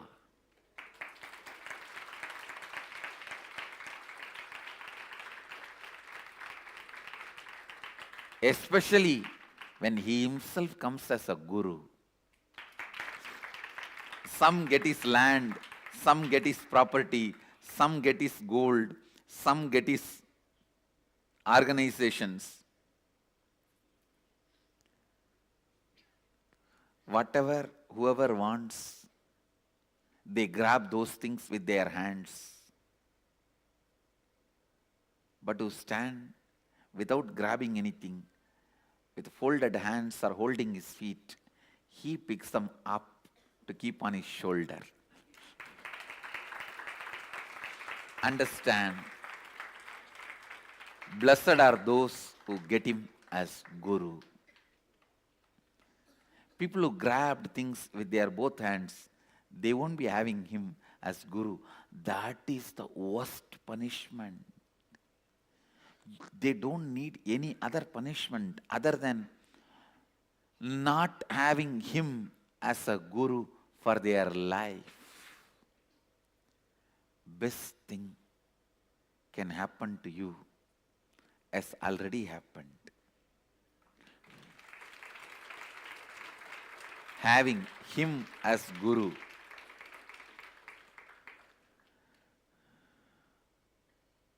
Listen. The conclusion statement I am making is actually the same as first statement, but step by step I have presented how constant death and constant rebirth is perceived by different mental setup. Whoever feels negative with the life feels constant death is happening. Whoever looks at the life with understanding and reverence will feel constant birth is happening.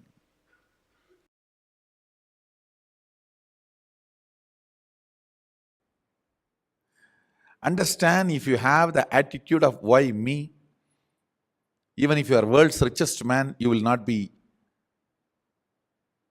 in the space of completion and relaxed. Just if you develop this one understanding of Tyaga, I don't care about ups and downs. My conscious decisions and conclusions are my life. That's it. That's it. That Tyaga will manifest in tons of ways, like how Tyaga is manifesting in me. I have decided to be ferocious with me and decided to go and be in the temple.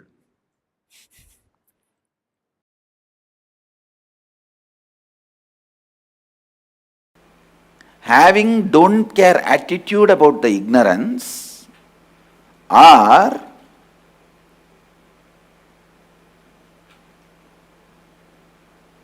having something else as your priority than breaking the ignorance or your seeking. Other than seeking or breaking the ignorance, if something else becomes important or more important priority to you, then what you do becomes avidyam upasate, worshipping the ignorance. That is why I insist in every situation, let seeking be your first response. Understand? In all the so-called developed countries, they have something called first response team for any crisis, for any accident, natural calamity or terrorist attack. For any crisis, they have something called first response team. Means the ambulance, the paramedical staff and police, the fire engine, bomb squad, people who rush to the scene and respond to the victims first, who try to attend to the crisis first. They are called first response team. I tell you, let seeking be your first response team for your whole life and all the crises of life. Anything, whether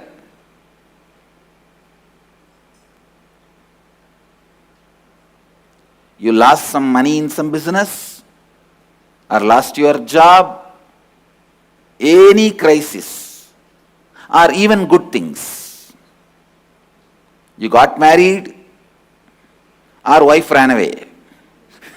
Now anything can be good, anything can be bad as per the person. I don't know how to define what is good, what is bad. Or you feel like running away with somebody. Whatever it is. I don't want to say what is good, what is bad and all that. But any situation, good or bad, losing or gaining, crisis or peace, joy or pain, suffering or bliss, let seeking become your first response to anything. When you have a stomach pain, don't think why stomach pain for me, but think why first of all there is a pain for humanity. If you think why stomach pain for me, why disease for me, you will only be Buddha. If you think why pain, suffering at all for the whole humanity, you will become Buddha. Understand? Just Buddha saw the sick person, old person, dead body. But he did not think, why did these fellows come and fall in my eyes? I think bad woman.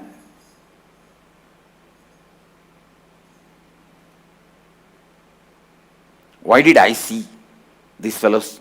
I think bad Shakuna, bad woman. These fellows are all the time depressing. He did not think that way. He did not treat them like a black cat running in between. Most of the time when black cat runs across the road, it is not bad omen for you, it is a bad omen for the cat.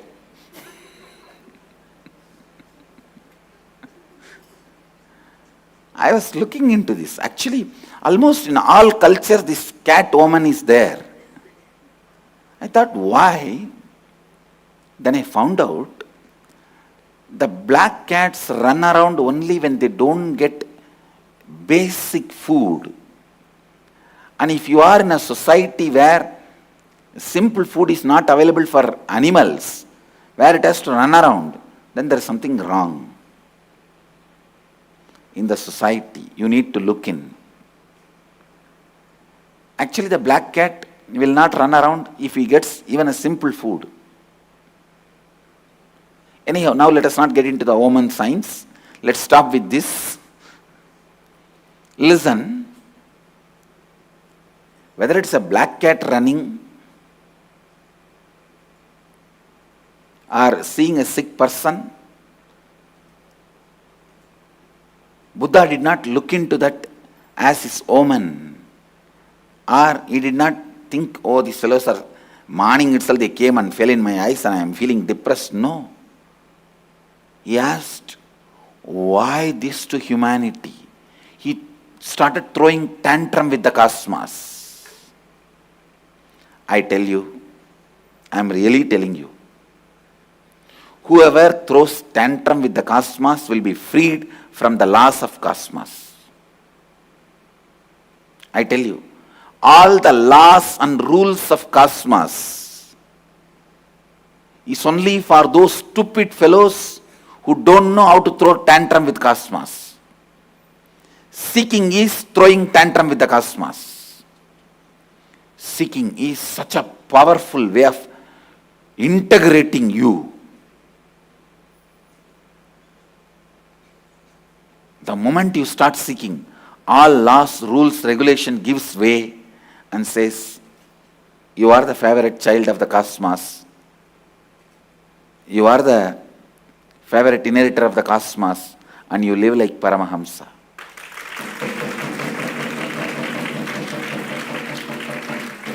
I am telling you,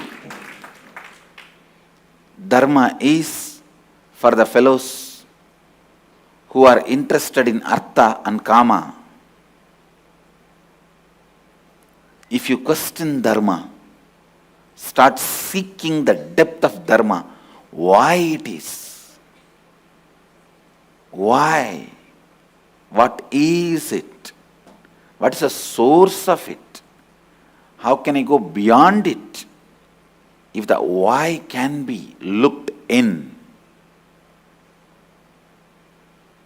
if the why can be looked in, with your whole being, if you question why, immediately cosmos frees you from all the laws, rules, regulations. All the laws, all the rules, all the regulations, you become free from it. You become a liberated being, I tell you. If you don't throw tantrum with the cosmic mother, question why, she will let you be in your Maya, delusion. Understand? Delusion is not throwing tantrum. Delusion is not throwing tantrum. If a child is just sleeping or playing with the small toys it has, or eating his candy, or drying on his urine, mother will do her work. She will continue to do her work. She will be engaged. Only if the child decides to throw everything and start screaming, even then she will try to give some better toys, better candy, and try to keep the child in his delusion. But if the child decides, no, I don't want anything, and throws everything and starts throwing tantrum, only then she will come and just lift him up to her lap. Same thing with the cosmos. As long as you are in your delusion and playing with your small toys, candies,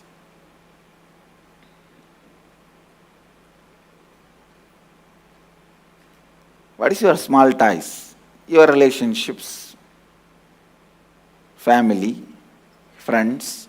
What's your small candies? Your salary, one car, 2 houses,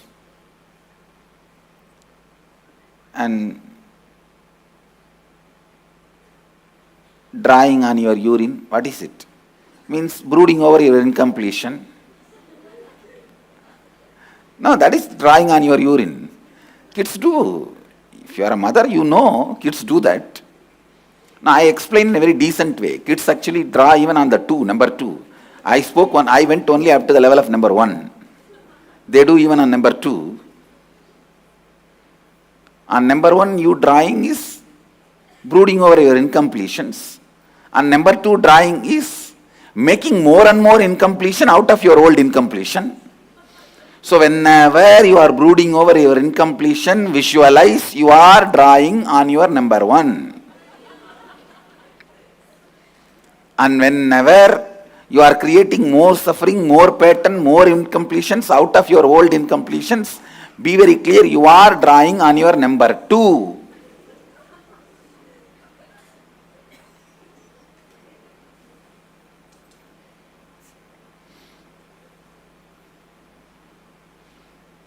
And projecting your incompletions on the master and abusing him means you are putting those fingers directly into your mouth.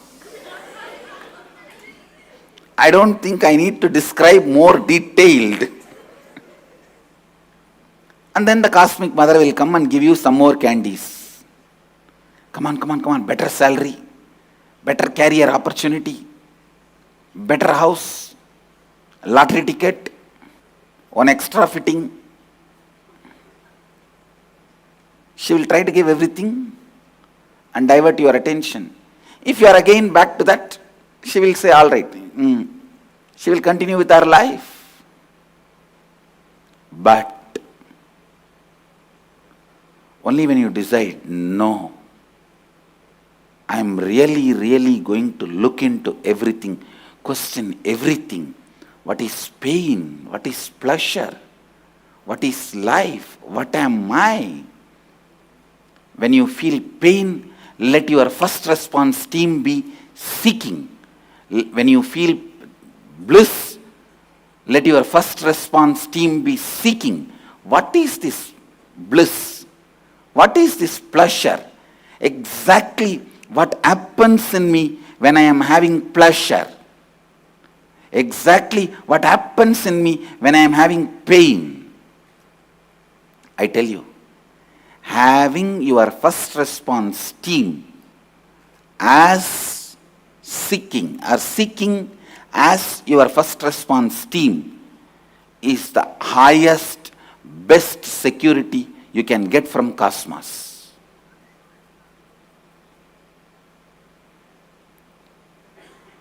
Throughout your life, if the seeking becomes your FRT, first response team, even when the death comes, that will be your first response team. When you can seek into the death, you will be enlightened. That's all. Antandama pravishantiye avidyamupasate. Worshipping the ignorance. Putting the seeking as your first response team is what I am doing in Shivoham process. Making the seeking as your first instinct response is the process of Shivoham. Inviting and welcoming all of you for Shivoham process in Varanasi.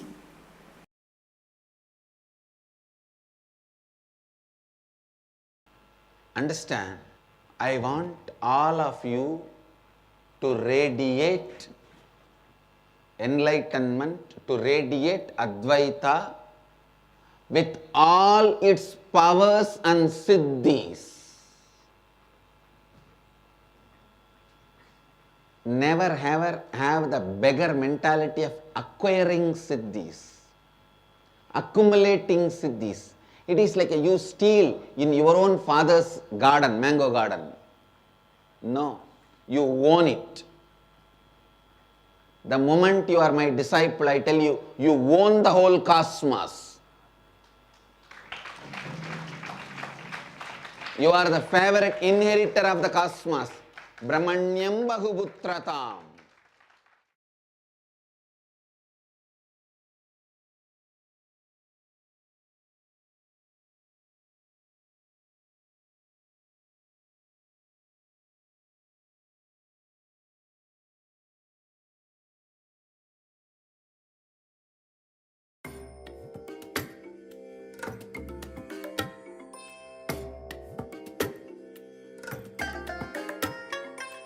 I bless you all. Let you all open all your three eyes and manifest the powers of Mahasadashiva. Om Nithyananda Paramashivoham Paramashivoham Om Nithyananda Paramashivoham Om Nithyananda Paramashivoham Om Nithyananda Paramashivoham Om Nithyananda Paramashivoham Om Nithyananda Paramashivoham Om Nithyananda Paramashivoham Om Nithyananda Paramashivoham Om Nithyananda Paramashivoham Om Nithyananda Paramashivoham Om Nithyananda Paramashivoham Om Nithyananda Paramashivoham.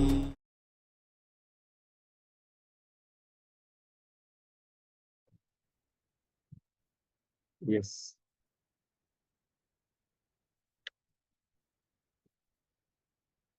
Now we'll enter into the internalized exercise. Yes. So beautifully, Swamiji shared about the how we feel, wow, me in our life. So now we're moving on to the internalization exercise. So before going to the exercise, what Swamiji has revealed, we'll remember and internalize once more. Yes. So, and he's sharing life happening to us every moment. That is the first statement. Even if you feel you are stuck, life is happening. So anyone carries the context of life is bliss. Means he is constantly reborn. So understand, this is the greatest gift any guru can give it to disciples. So I am giving it to you, take it. So this is a message from Paramashiva to everyone. So we have to remember that life is happening every moment. Even we feel we are stuck, we feel low, we feel negative. In those moments also, life is happening to us every moment. Yes. In the previous discourse of Swamiji mentioned that Brahmanyam Bahuputratam. We are the favorite inheritor of the cosmos. So life is happening to us every moment. So with this context, we'll do this exercise. Yes. So step 1 is choose 10 aspects of your life. Like consider the following aspects. Feel free to adjust according to your what is relevant to you. So career, relationships, health and well-being, spirituality, personal growth and education, finance, leisure and hobbies, living environment, and contribution to society. Like this, choose 10 aspects of your life, whatever is relevant to you.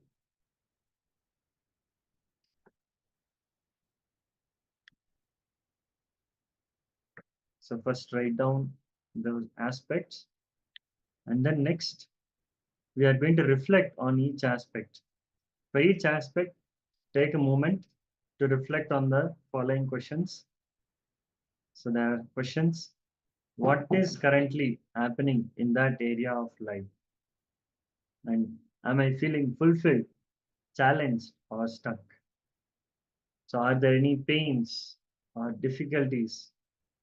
If so, what is the root cause of it? And what brings me joy in this aspect?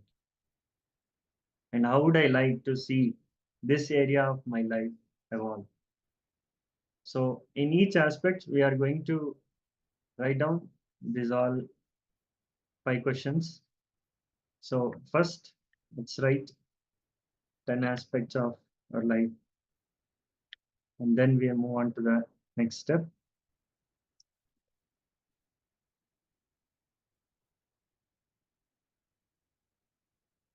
So if you have any questions or queries, you can ask us.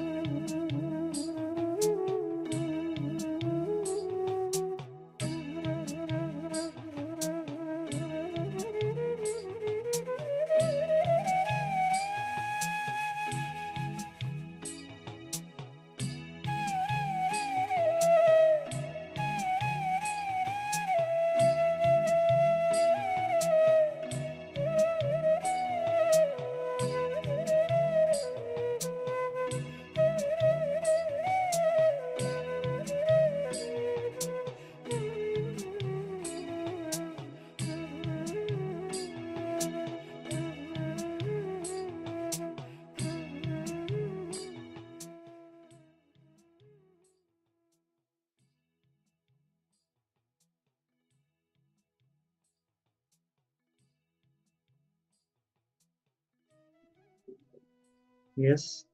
So I hope everyone are done with the writing. Do you need more time? Please mention.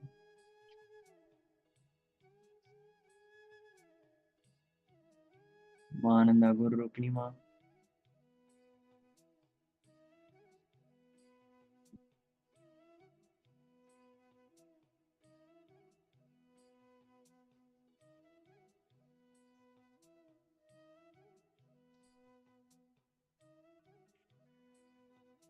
You all done with this step?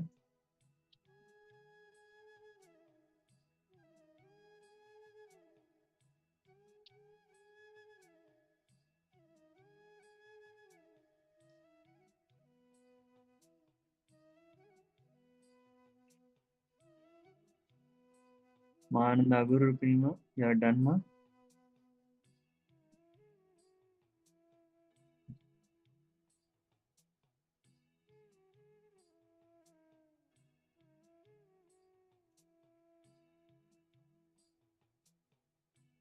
5 minutes you want.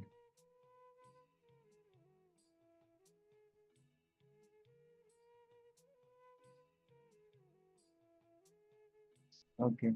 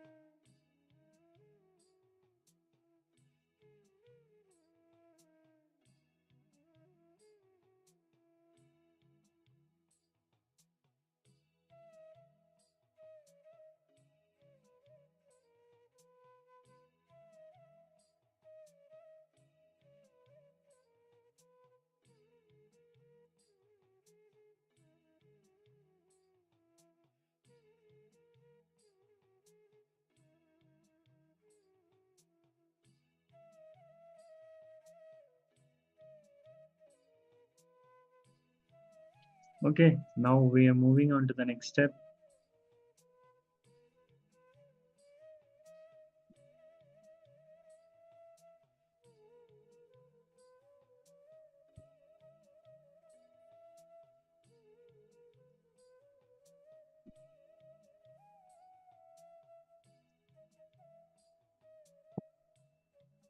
If you need, you can take a screenshot now.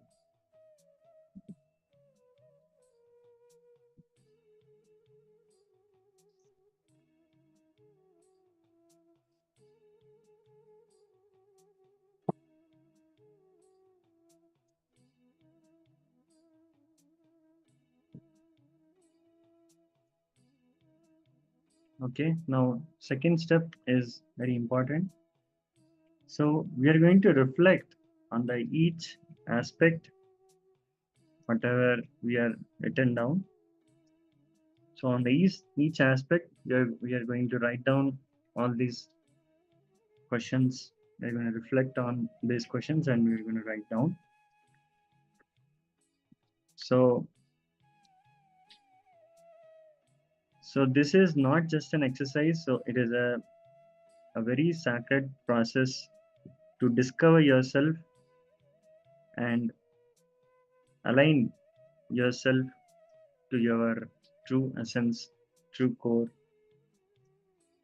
So the first one is currently what is happening in this area of my life. So for example, if you are reflecting on your career, ask yourself, like, are you stagnant? Are you feeling stuck in your job? Are you thriving?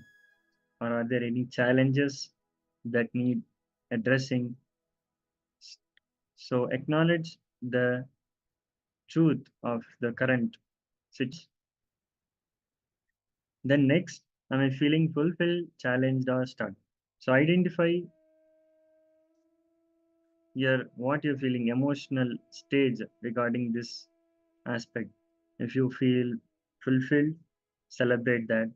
If you feel challenged or stuck, recognize that it is an opportunity given for your growth. For example, if you're facing challenges in relationships, understand that these difficulties are a stepping stone for deeper connection and understanding. So, next, are there any pains or difficulties? If so, what is the root cause? So, reflect on any pain points in those areas. Maybe you may feel overwhelmed by responsibilities at work, or you may feel disconnected from your loved ones. So, dig deep to find out the root cause. Maybe it's a fear of failure or fear of unresolved conflicts. So, understanding the source of your pain is very important for healing. And then, what brings me joy in this aspect? So, I identify maybe in your career, it might be collaborating with your colleagues, inspiring and engaging in creative projects like that, or in relationships. It could be a meaningful conversations and shared laughter. So recognizing those joyful elements helps you focus on what truly matters for you. And then how would I like to see this area of my life evolve? So envision the future you desire, you want, and imagine how you want your career to flourish, or how you would like to your relationships to be more deeper. So set that clear intentions for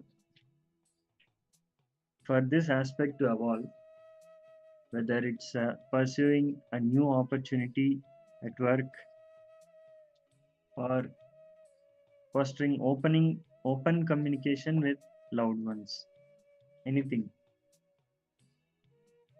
So this is the process.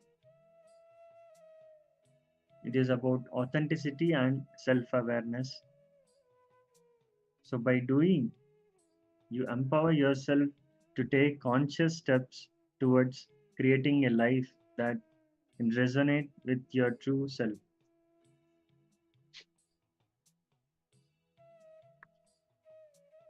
So let's do this process and then we'll move on to the next step. Ma Guru Rukni Ma, are you able to understand Ma? Dhyanam. If you are able to understand, give thumbs up Ma.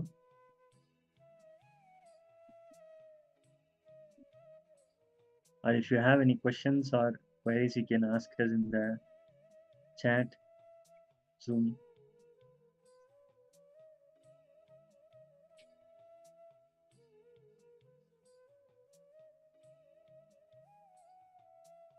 This is for everyone.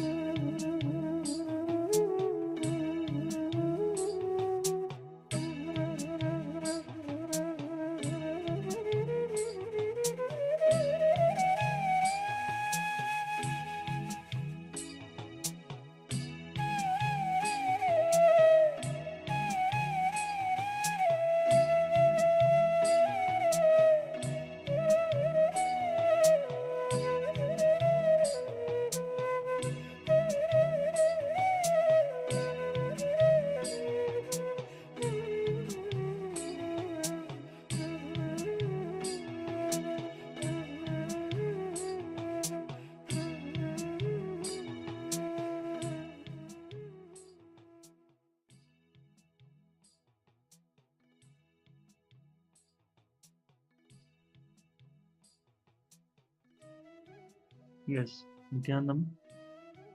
So I hope everyone are done with exercise.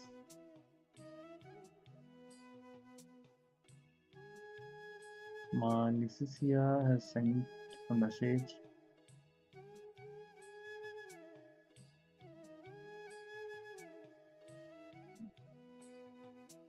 Sorry, we are not able to understand what you have sent.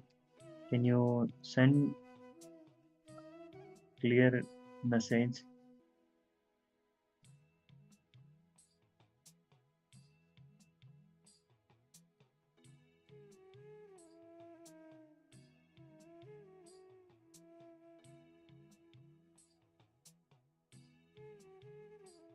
And all others, are you done with the exercise?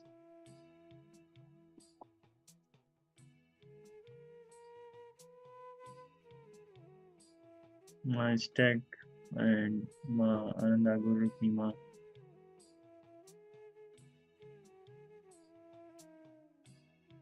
I request all the participants to switch on the cameras. Lisi Wang Ma, Shobana Saxena, John A. Han, even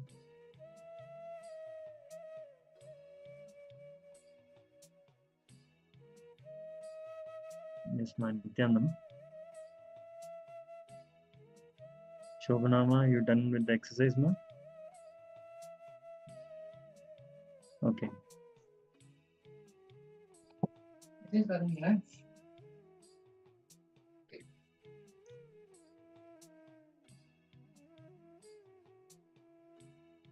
Okay, ma. Lisi Wang Ma,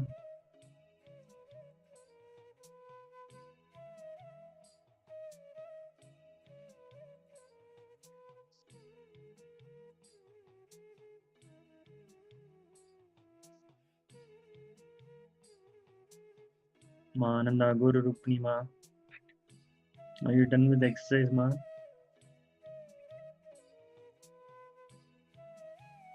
One more time.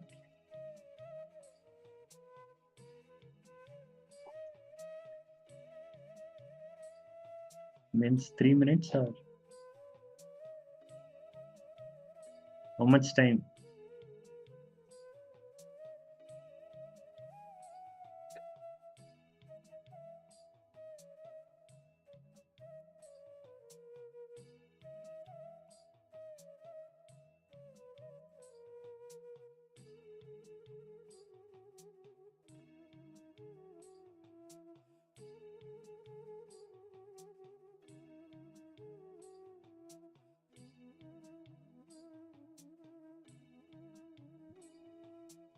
Yes, so we need to move on to the next step, next segment. So I request all the participants to finish this.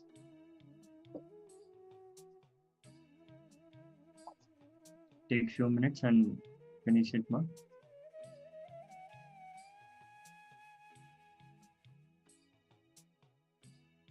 My stack, are you done, ma?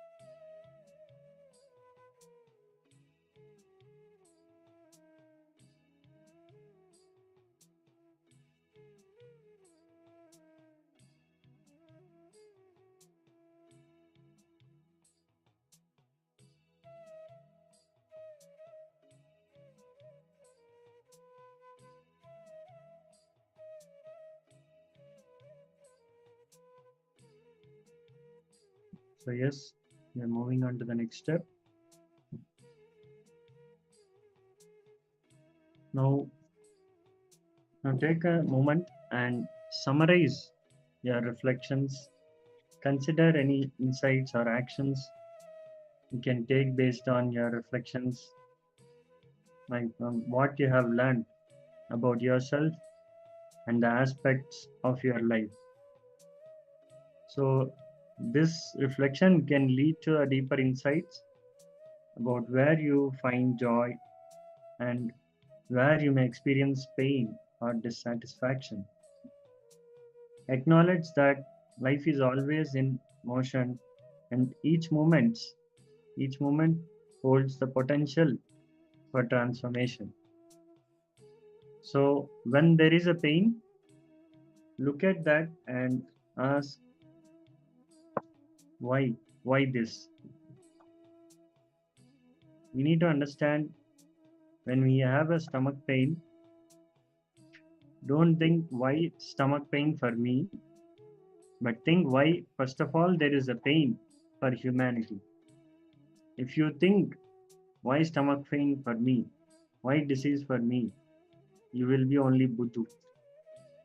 If you think why pain, suffering at all for whole humanity, you will become Buddha. So that is an example from Buddha.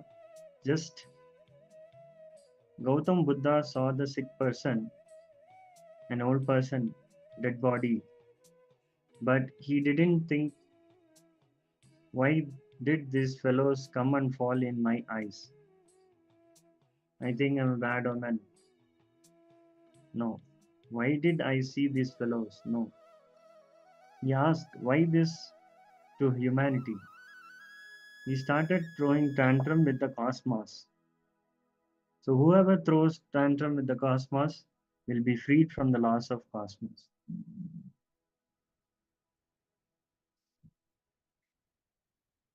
So understand, in every aspect of your life, there will be if there is a pain or struggle. So instead of questioning why it is happening to me, if you put seeking and ask why this is there at all in for whole humanity, what is the root of it? If you go into seeking, then cosmos will reveal, liberate you from that.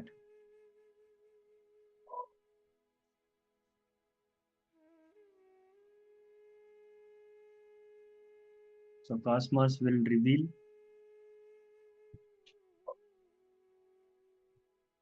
the intelligence behind that, and it will liberate us from that suffering. So if you have any questions or queries, you can ask us in the Zoom chat. So this is the final step, and I request all the participants to finish this quickly so that we can move on to the next step, next segment.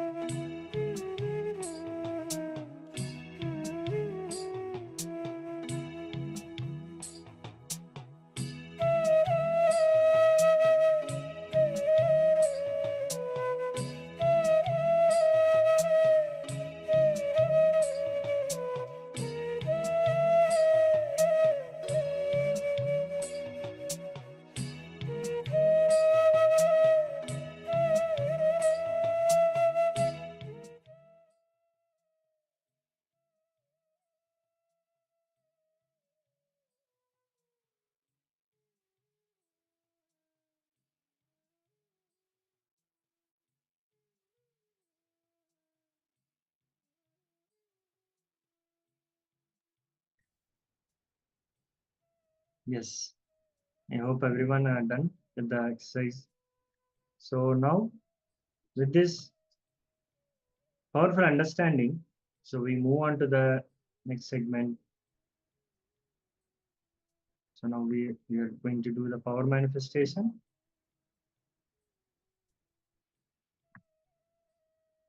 So which is a blindfold reading. So I request all the participants to get the blindfold and put on the blindfold and sit in a comfortable position with head, neck, spine in a straight line.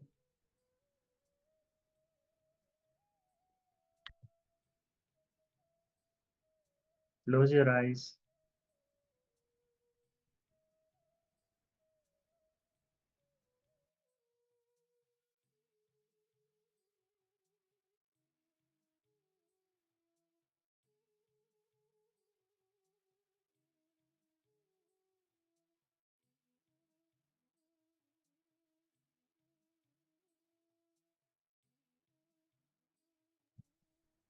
And start chanting the Mahavakya.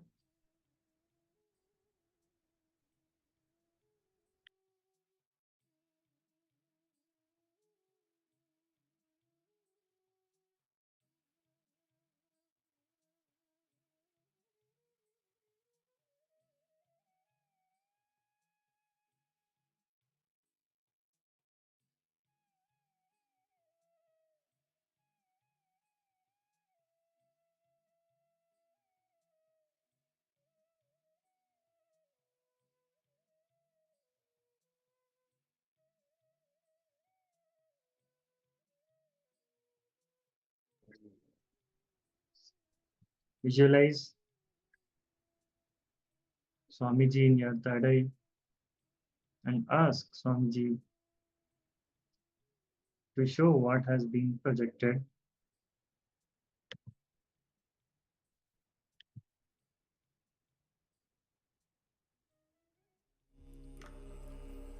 Let's start.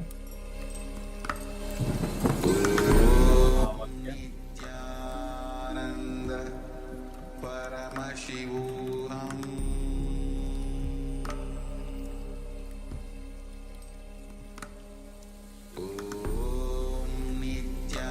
Nithyananda Paramashivoham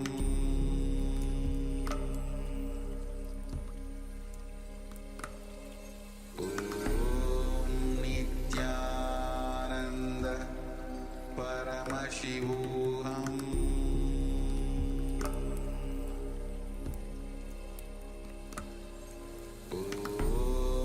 Nithyananda Paramashivoham Nithyananda Paramashivoham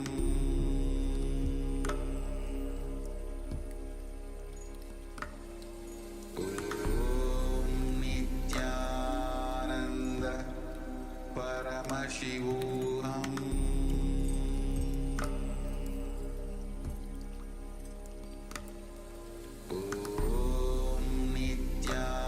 Nithyananda Paramashivoham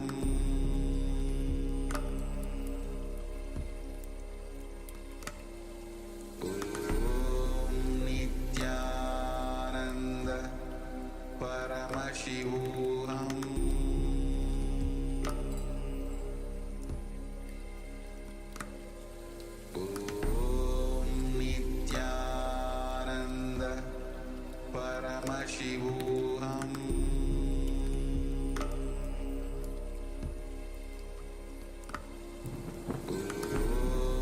Nithyananda Paramashivoham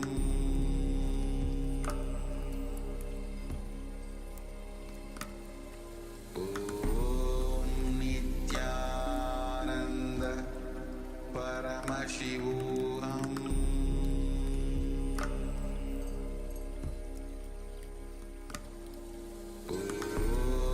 Nithyananda Paramashivoham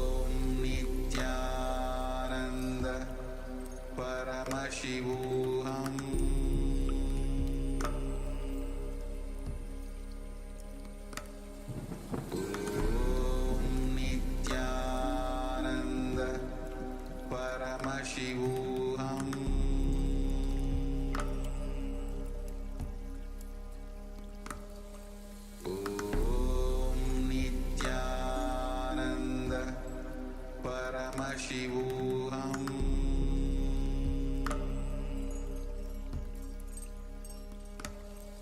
Om Nithyananda Paramashivoham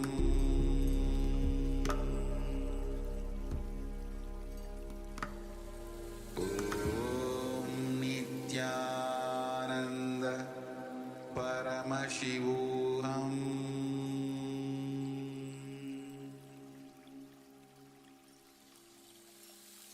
I bless you all.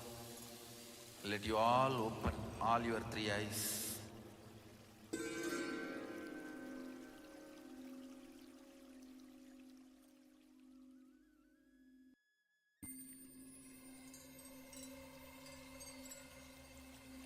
I welcome you all with my love and respect. Let you all open all your three eyes. Om Nithyananda Paramashivoham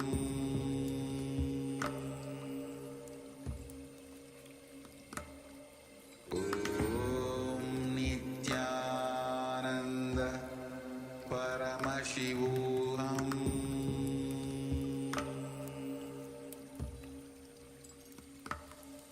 Om Nithyananda Paramashivoham.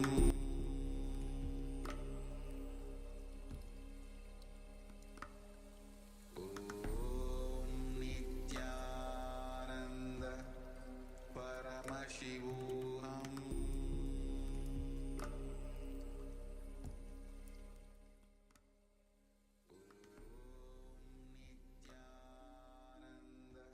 Yes. Now please relax in the power manifestation. Open your eyes slowly.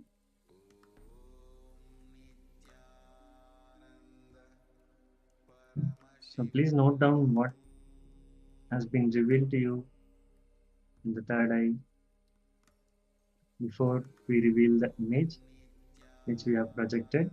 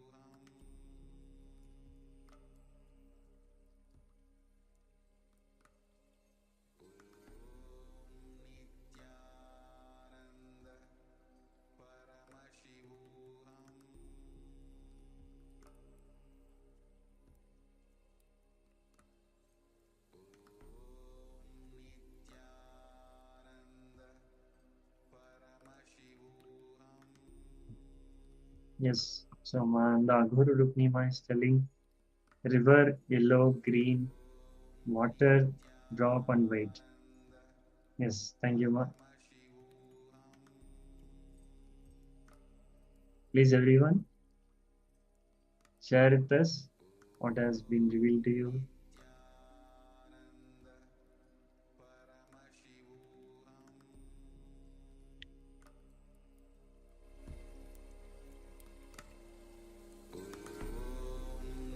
Nithyananda Paramashivoham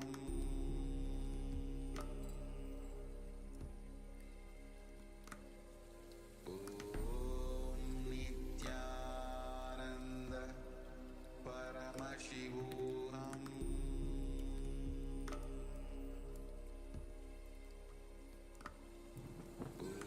Om Nithyananda Paramashivoham.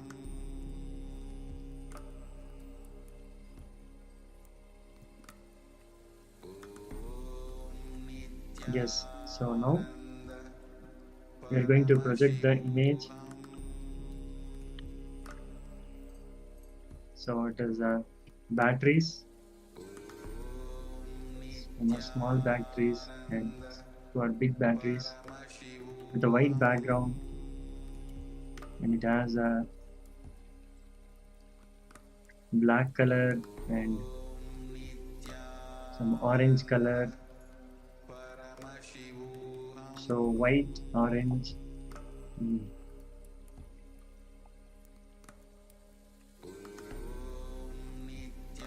Yes, so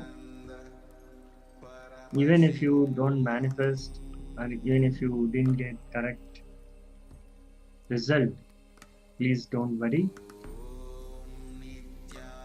Celebrate that you are manifesting the powers, because just now we learned that life is happening to us every moment, even though we are delusion or we are struggling in life. So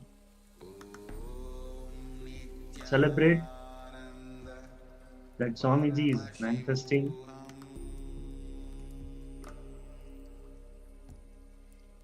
and have a gratitude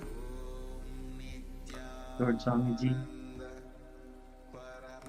So now that we are going on to the next segment. Now the Supreme Pontiff of Hinduism is going to share with us about the I and mind. So where we feel ourselves in our true core is I, and we always put the mind as I. Like if you have a fever, you'll say I have a fever, not that my body is having fever. So this body is mine, but I am the consciousness, pure consciousness, Paramashivoham. So we always get confused between these two. So Swamiji now is going to give the deeper truths and powerful understanding about the I and mind. So let's come back to the space of listening.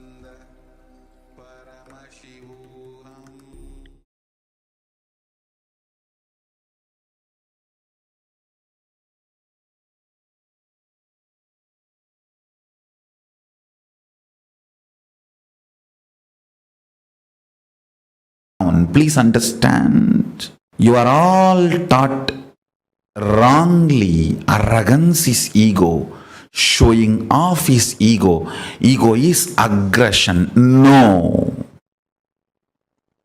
I want all of you to realize, please understand, showing off, aggression, activism is not or cannot be dovetailed into the concept of ego. That is not the definition which can solve your problems. I'll tell you from the vision of Paramashiva what is ego precisely. Ego is self-beating mechanism, the stick with which you constantly beat yourself, put you down through your self-doubt, self-hatred, self-denial. Constant SDHD bonding gum is what I call lust, and the frequency with which you use that is ego.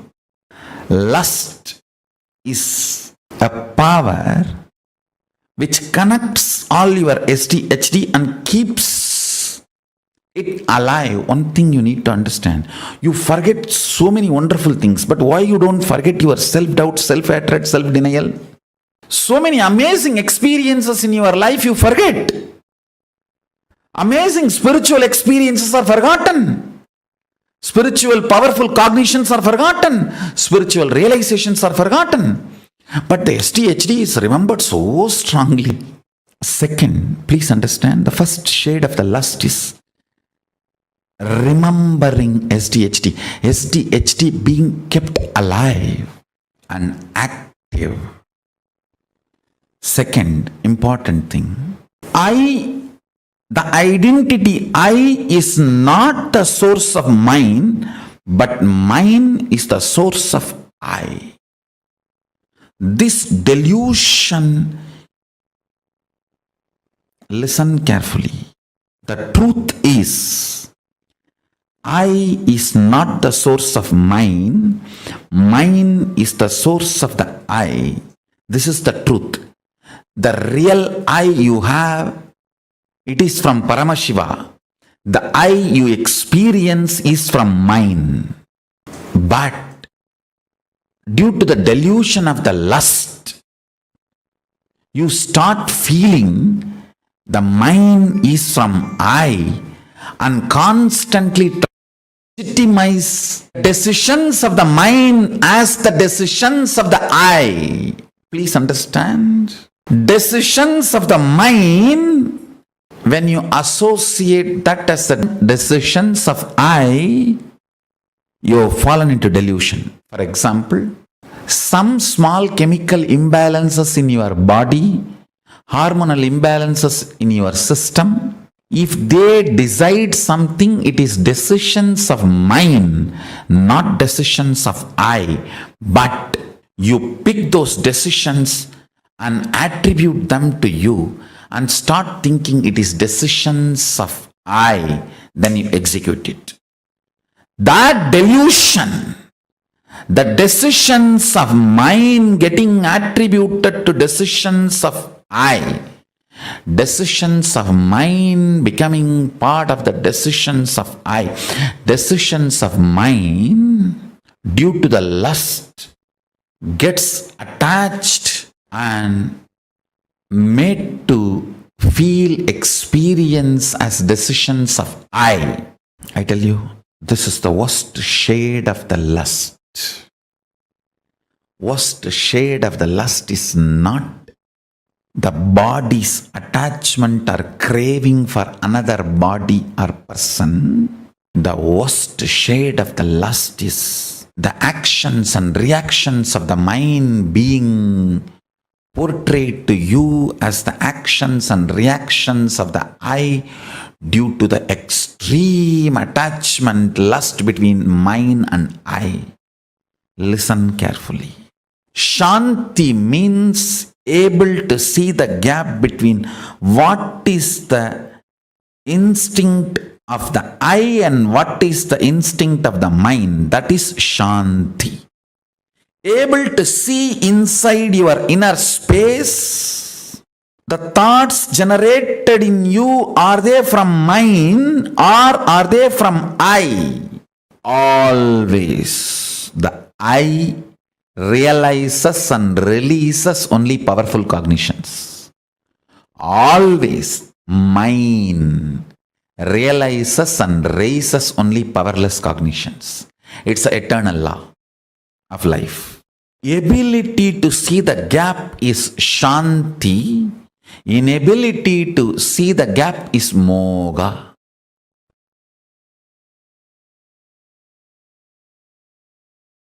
Please listen. The I and mine, these two are the root of all your incompletions. I and mine. People always think the I comes first and then mine happens. No. Mine comes first, then I happens. Based on whatever you cognize as yours, you cognize who you are. Listen. Based on whatever you cognize as yours, based on that you cognize you. Many times the yours, that mine, becomes the source of I. So if you give away all of them, the incompletions also will disappear. You will evolve a new I which can be reinvented, which can be rebuilt based on completion, I tell you. Poor man is a man who has never seen poverty even once in life. Understand? I am defining who is poor man. Poor man is a man who has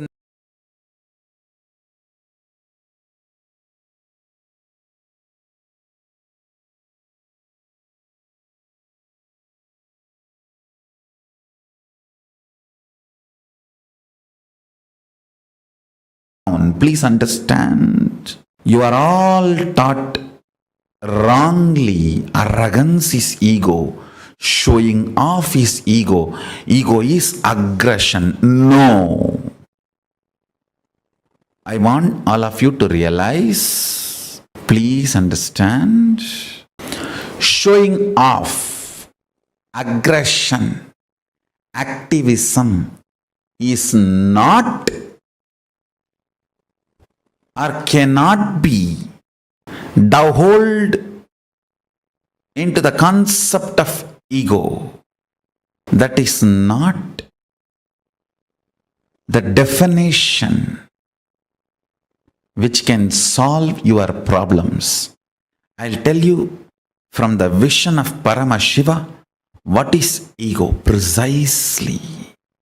Ego is self-beating mechanism, the stick with which you constantly beat yourself, put you down through your self-doubt, self-hatred, self-denial. Constant SDHD bonding gum is what I call lust, and the frequency with which you use that is ego. Lust is a power which connects all your SDHD and keeps it alive. One thing you need to understand, you forget so many wonderful things, but why you don't forget your self-doubt, self-hatred, self-denial? So many amazing experiences in your life you forget. Amazing spiritual experiences are forgotten. Spiritual powerful cognitions are forgotten. Spiritual realizations are forgotten.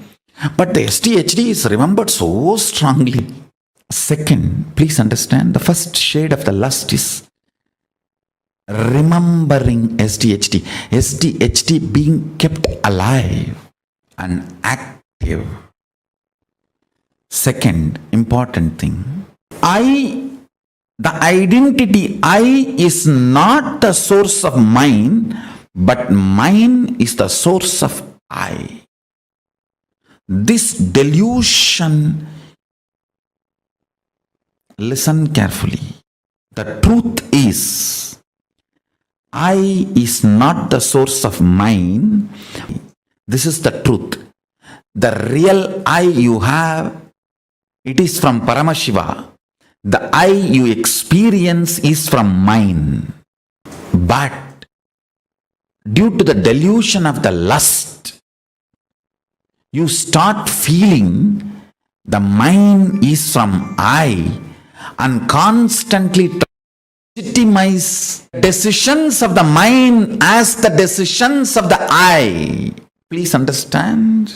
Decisions of the mind, when you associate that as the decisions of I, you have fallen into delusion. For example, some small chemical imbalances in your body, hormonal imbalances in your system, if they decide something, it is decisions of mine, not decisions of I. But you pick those decisions and attribute them to you and start thinking it is decisions of I, then you execute it.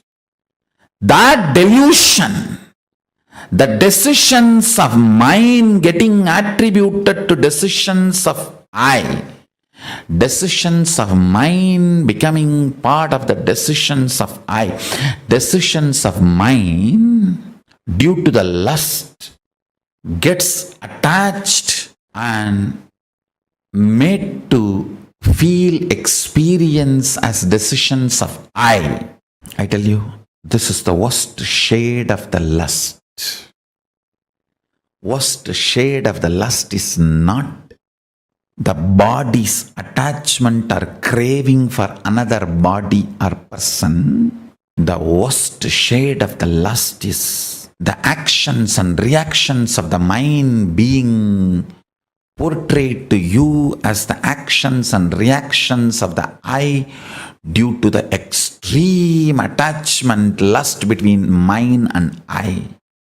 Listen carefully. Shanti means able to see the gap between what is the instinct of the I and what is the instinct of the mind. That is Shanti. Able to see inside your inner space. The thoughts generated in you, are they from mind or are they from I? Always the I realizes and releases only powerful cognitions. Always mind realizes and raises only powerless cognitions. It's an eternal law of life. Ability to see the gap is Shanti. Inability to see the gap is Moga.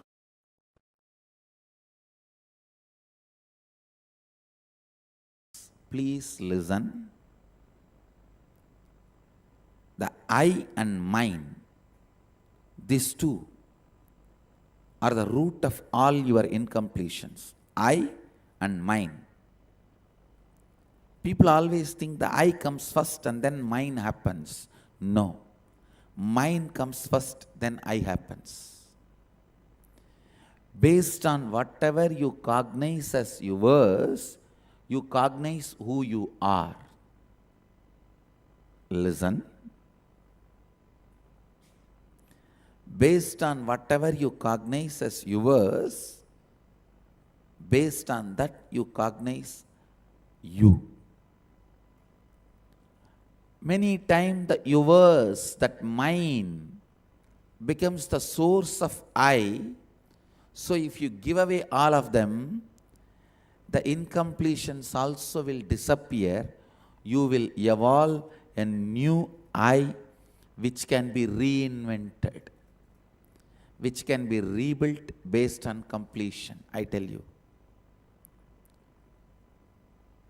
Poor man is a man who has never seen poverty even once in life. Understand? I am defining who is poor man. Poor man is a man who has never seen poverty even once in life.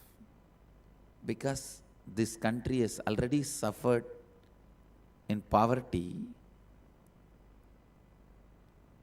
we are not understanding the richness it can cause. Please listen. I am not promoting poverty.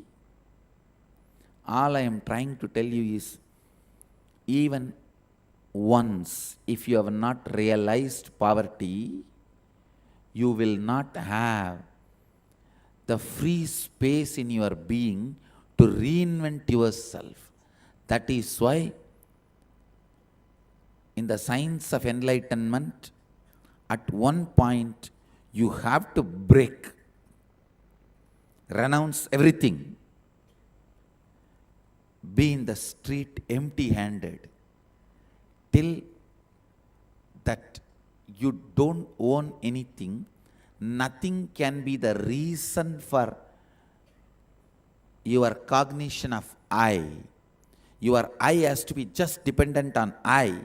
The mind cannot be the foundation ground for I.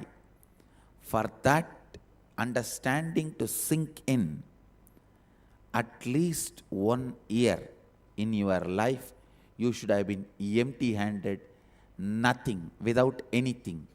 no relationship, no friends, no money, nothing. I tell you that 1 year will give you the strength to reinvent who you are. And I can tell you, 9 years of my accepted poverty, self-imposed poverty, not imposed on me forcibly. I may not want to say my Purvashram family is rich, but they are decent. They were able to provide food and clothes and shelter for me. That much they are able to do. But when I renounced all of that, and family, friends, all the known contacts, everything, that 9 years of self-imposed poverty gave me tremendous space to reinvent myself and rebuild the new I from the space of completion. I tell you, man who has never seen poverty in the life, at least for 1 year, is the poorest fellow. Is the poorest fellow, because just recently I was reading an article, a research paper in Facebook. Just fasting can rekindle and awaken your whole immune system. I was shocked. I thought, how can fasting rekindle, reawaken, strengthen your immunity system? When I sat and consciously started scanning, when I started analyzing, I found the truth. If you allow the body, see, I have seen so many Jain monks fasting left, right and the center. Means living just with hot water for 1 year. I have seen, please understand, believe me, I have seen Jain monks who live just on warm water 1 year. But I have not seen a single Jain sadhu dying unless they decide to give up the body. And Jain sadhus are the most healthiest, long-living sadhus in all monastic orders. Catholic, Hindu, Buddhist. In Sufism, one sect has monastic order. So many tradition monasteries, monastic orders I have seen. The long-living, most healthy monastics, sannyasis I have ever seen are Jain sadhus. Whether it's the length of life or the quality of activism,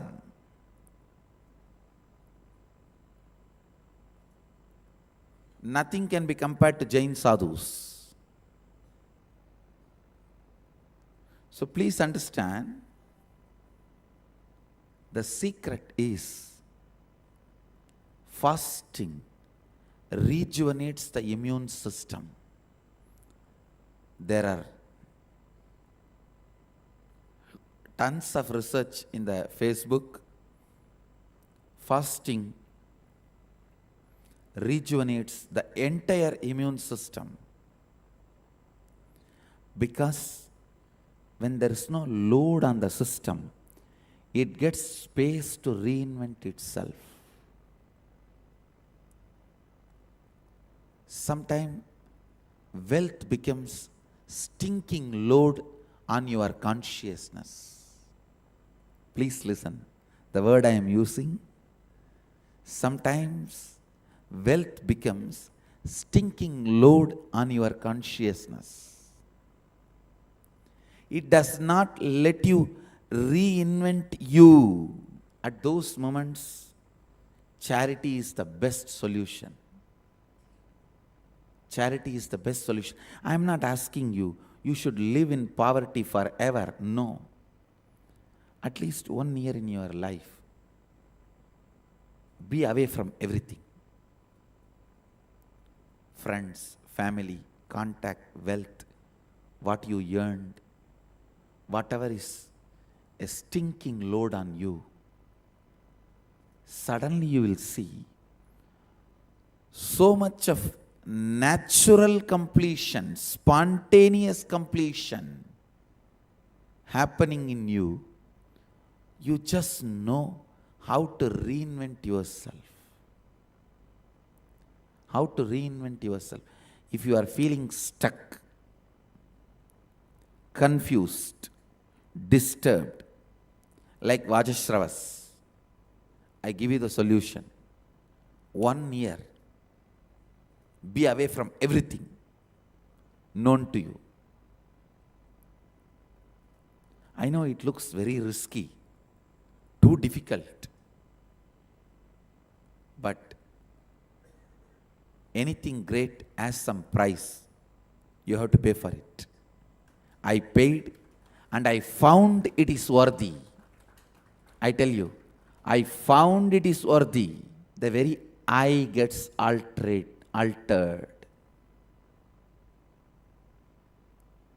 Because of mine, you build I.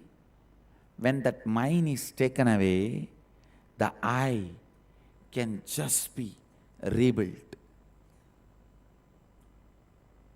Many people come and tell me, rich guys, filthy rich guys, Swamiji, there was a time I declared bankruptcy. I did not even have food.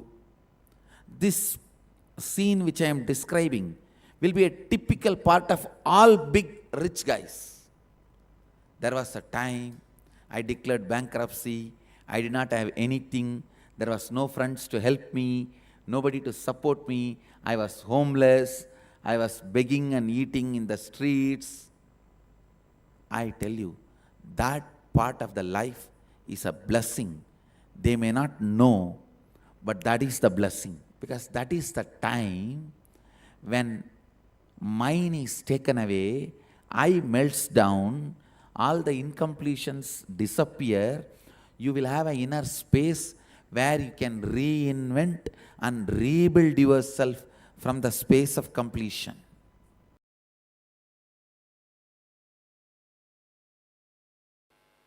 Biggest delusion you need to handle in life is there is something other than you. Underquote, there is something other than you. Everything exists is you.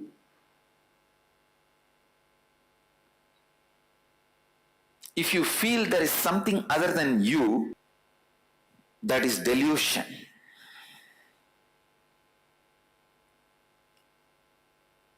Handling that delusion is very important. For that, you need to know what or whom you feel as other than you and why you feel that or them as other than you. Please understand, if a bamboo is thrown in the Ganga and that bamboo is floating, it looks like Ganga is become two now, right side, left side. But Ganga never became two. The bamboo makes Ganga look like two. It is always our enmity that makes your conscious Ganga to look you and other.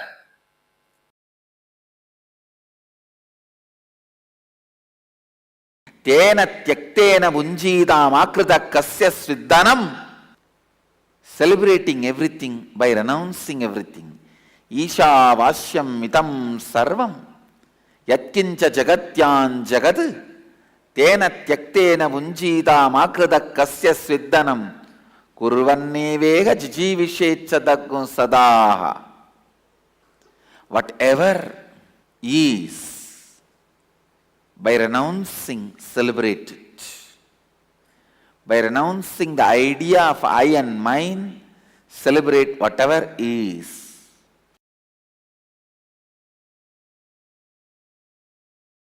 A sublime poet.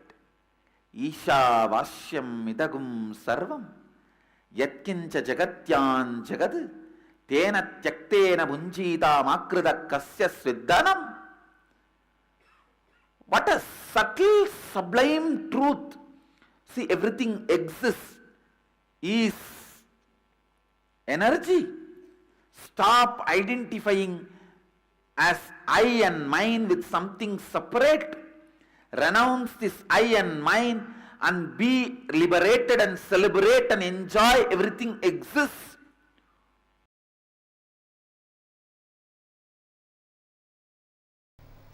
It's a human mind. Isavasya Upanishad gave all the conclusions. Ishavasyam idam sarvam yatkincha jagatyan jagat tena tyaktena bunjita makrita kasya sviddanam. All conclusions.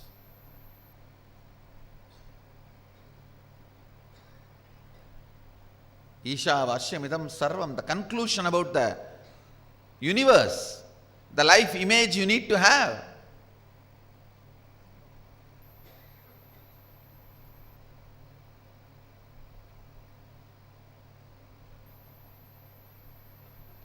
Isha vasyamidam sarvam yatkincha jagatyan jagat tena tyaktena bunjita makrita kasya sviddanam. Means the second statement is the conclusion, the relationship you need to have with the universe. Everything is part of you. Be part of it. Not having an individual I and mine, celebrate the whole. The whole Isavasya Upanishad, if you see,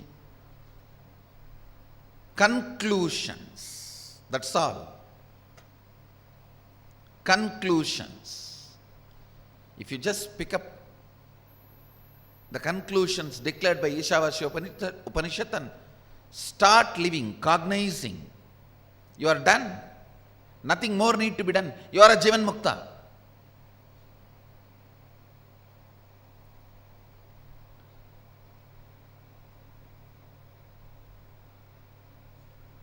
But you don't do it with that simplicity.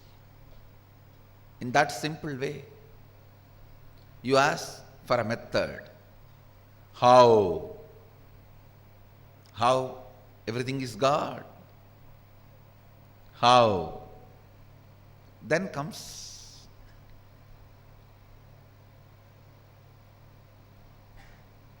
the answer from Upanishad.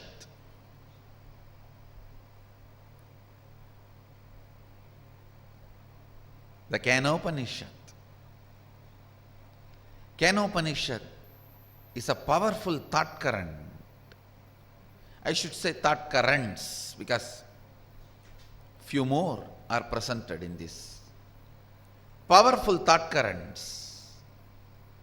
The first thought current presented in Kenopanishad is seeking. Keneshitam patati preshitam manakena prana pratama praiti yuktaha keneshitam vachamimam vadanti chakshushrotram kavu devo yunakti.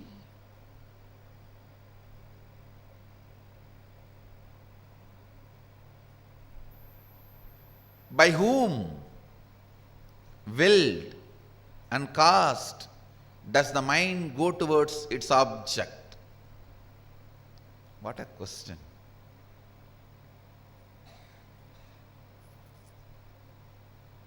just by the strength of the question, you know the person who is in front of you is a seeker or poker.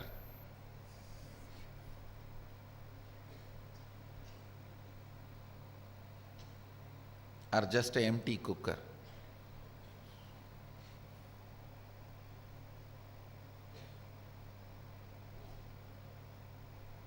By whom? Keneshitam patati preshitam mana kena prana pratama praiti yuktaha.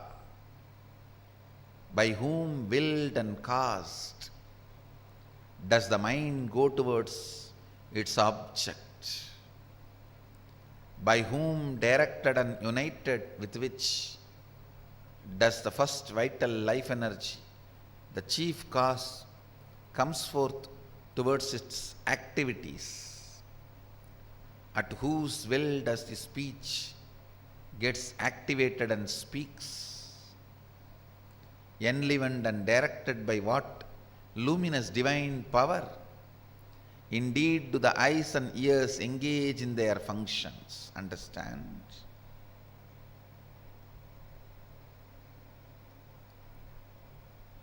The moment you remember you, what all you perceive as part of you, start questioning them. Start questioning them. Questioning, putting questions about those basic things. Putting questions about those basic things is seeking. Don't assume anything. Understand? The more and more you assume, more and more it shows your ignorance. People who answer for their questions are fools. People who understand when I question their answers are the most intelligent beings. Understand, I do two things when people come with question. Sometime I give answers to their questions. Sometime I question their answers. When you put a question, you have certain answers in that question. You have certain conclusions. Based on those conclusions, you put the question. I question those conclusions. I question those answers you have.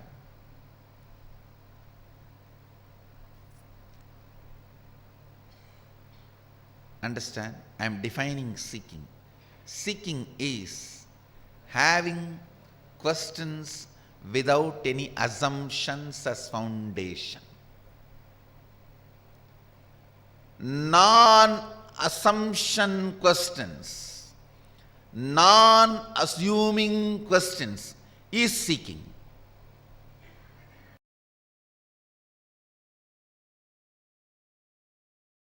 Please understand, all of us are completely connected in the space of oneness. I am not saying all of us are one. All of us are in the space of oneness. All of us are in the space of oneness. If you see goodness from outside, you are in the space of completion inside. If you see bad things outside, you need to complete inside. Go on. Go on.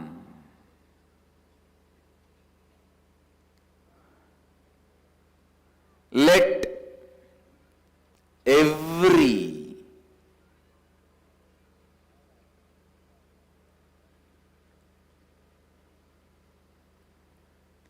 decision you make, let every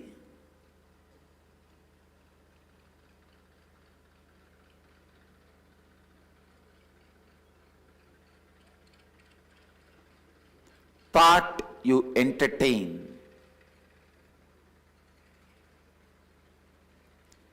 every word you utter,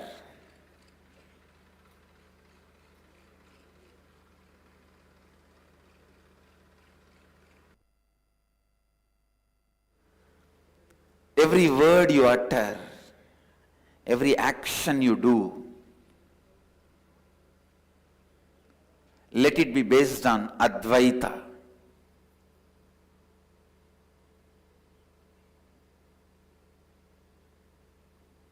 Let it be completely based on Advaita.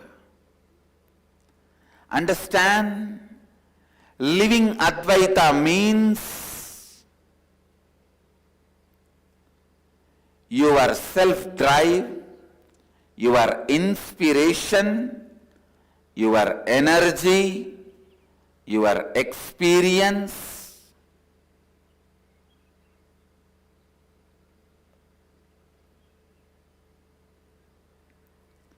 your intelligence, everything operates from Advaita.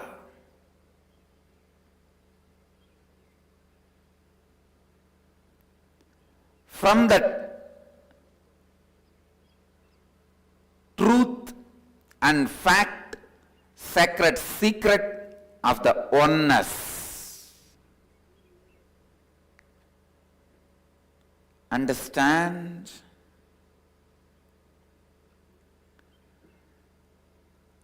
Digest Advaita more and more into your thinking. Digest Advaita more and more into your words. Digest Advaita more and more in your actions. Every simple digestion means even if you make a very simple decision,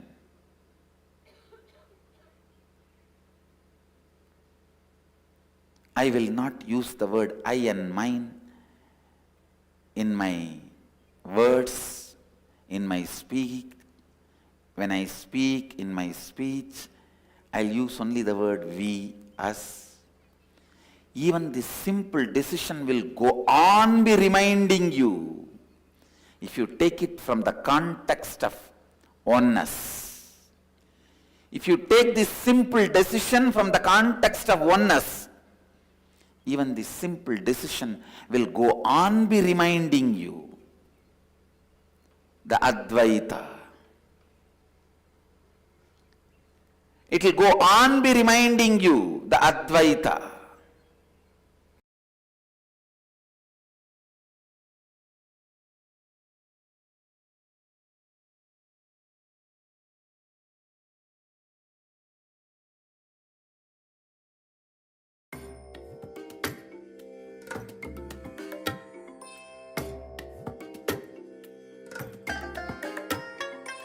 I bless you all.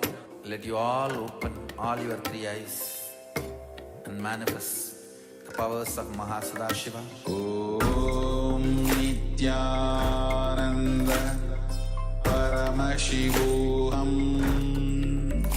Om Nithyananda Paramashivoham. Om Nithyananda Paramashivoham. Om Nithyananda Paramashivoham. Om Nithyananda Paramashivoham. Om Nithyananda Paramashivoham. Yes, now let us internalize the truths that we received. The Supreme Pontiff of Hinduism, Bhagavan Nithyananda Paramashivoham, revealed to us First, ego is a self-beating mechanism. It is that big stick that we all carry and beat ourselves up over and over again with all our self-doubt, all our self-hatred, and all our self-denial. This ego is the root of all incompletions. This is the root of all our incompletions that we face in every aspect of our lives. When we think about I and mine, we always think that I comes first and then mine comes. But here, Swamiji has given a clear understanding of how the I is created only based on mine. Only based on what we think we possess, what we think we have, we actually build who we think we are. Based on what we have, the mind, we decide who we are, the I. Now, to make this clear understanding and also to stop this delusion of thinking all the decisions that came from the mind are actually the decisions of I, to stop thinking that way, we'll be entering into a beautiful process that Swamiji has given to identify what are the decisions of mind and what are the decisions of I and how they can be separated and how a beautiful understanding can happen that the decisions of mind are not the decisions of I, which is in fact this wrong association is in fact the root of all our problems. So now for this process, let us pick a pen and a paper or a notepad. Let us come back to the space of listening. In this first step, what we will be doing is, it's a simple step. The first step is quite easy to identify 5 incidents that happened, 5 decisions that you made in the last 1 week. It could be anything. It could be as simple as like we're going to project the examples in shown here, skipping a workout or having a dessert or engaging in a conflict in a situation with a person. Some kind of decision like this that immediately pops up. What are the decisions that you made today? I decided I will not go for the gym, or today I decided I'll just snooze and then I will not wake up in the morning when I normally wake up and I'll go for the workout. Or today I decided I'll just indulge in the morning. I'll have something really like a dessert for breakfast instead of my regular breakfast. Something like that. Decisions like that, which may be simple everyday decisions, but something really stands out. So just write down some of these decisions that you made, some of these things. Let's list 5 such decisions in the last 1 week. Let's first write them down and then we'll be moving into the next step with these decisions. Let's start.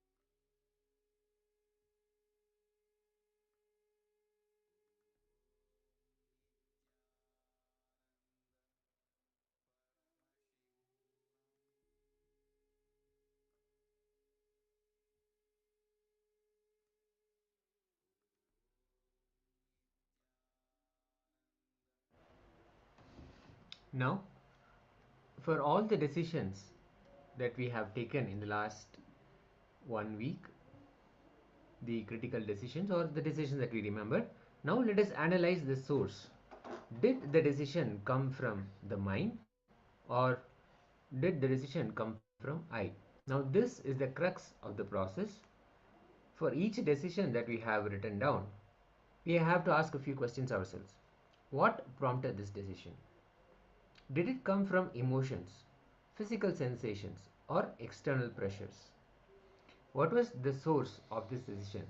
What made us decide to skip gym in the morning? Or what made us decide to have an extra dessert? Or what made us engage in a heated argument? What was the source? What was the reason behind it? When you see, you'll feel, you'll come up with reasons such as, I was really stressed, so I got really irritated, so I engaged in a heated argument.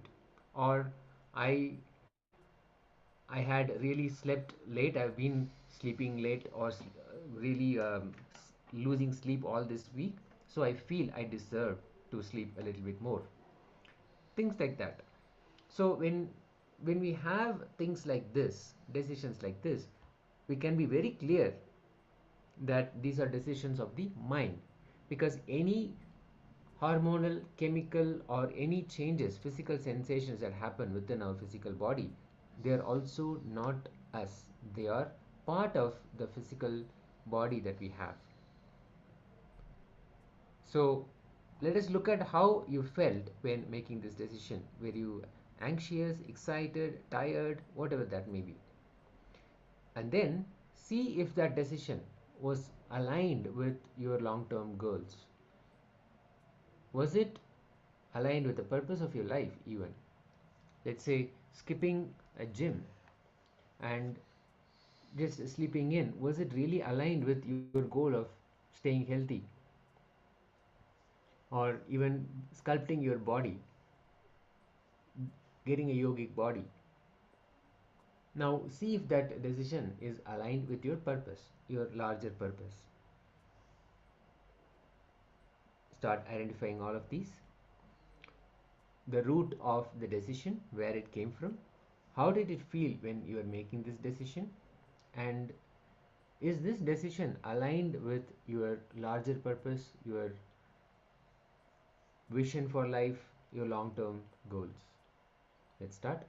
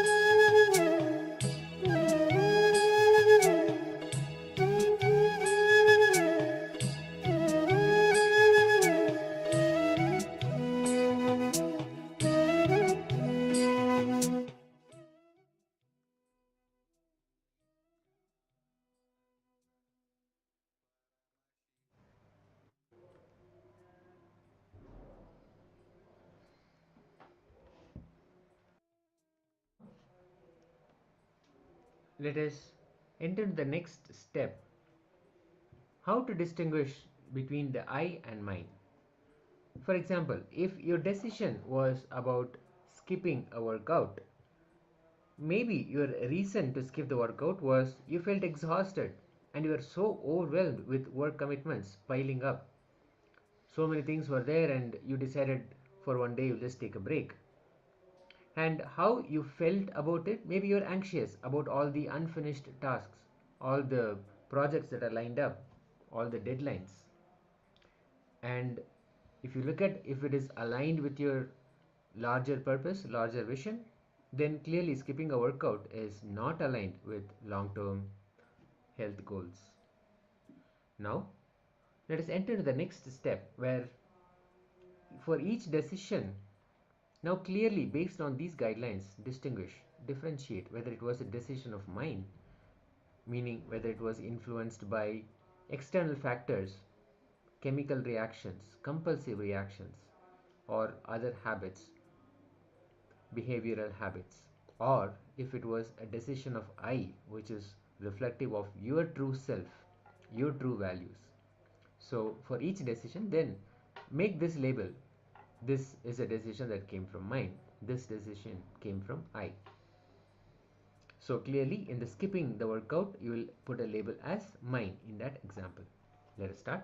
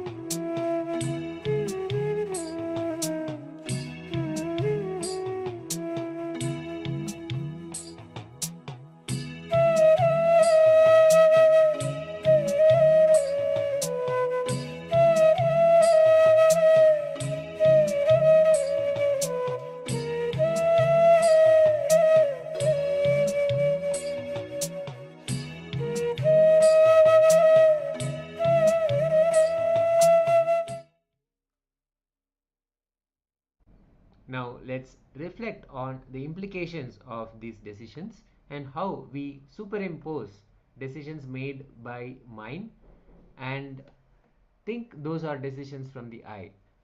Because of this wrong association, what really happens?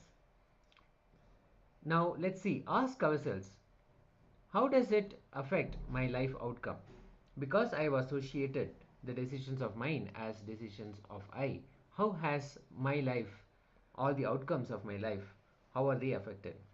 What patterns do I notice that emerge when I don't take full ownership of my decisions? Does it give us an opportunity to say, I was just having a bad day, or I was just going through a low mood and that's why I made those decisions?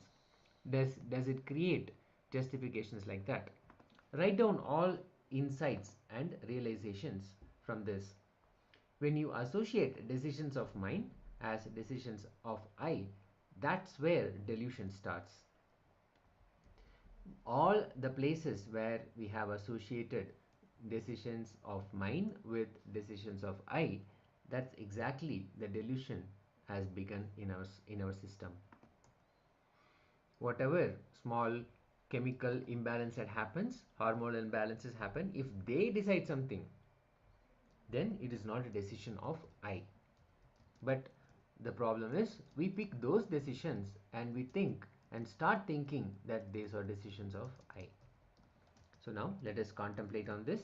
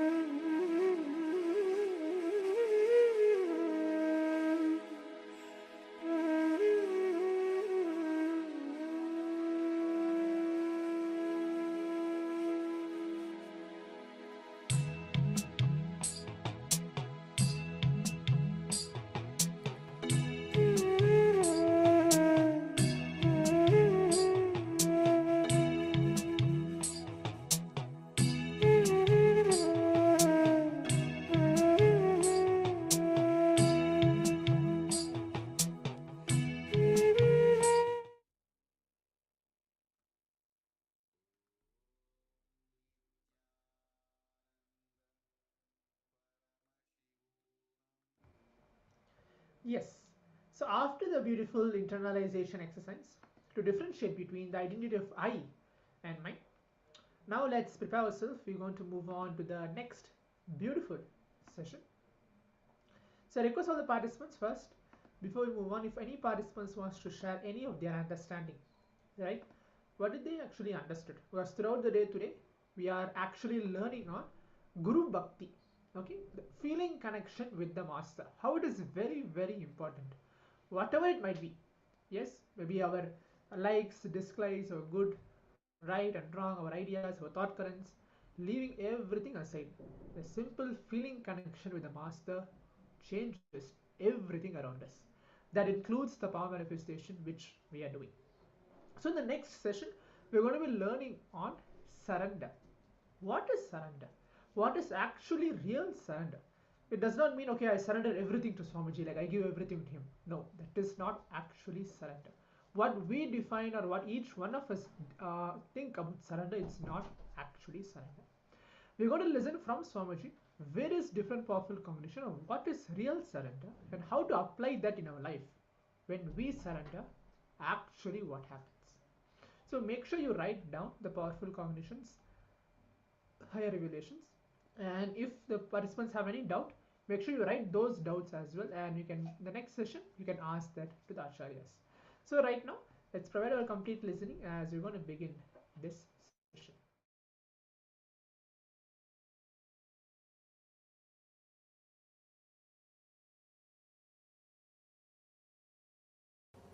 To tell you honestly, there is only one thing still I continue to learn. That is surrender.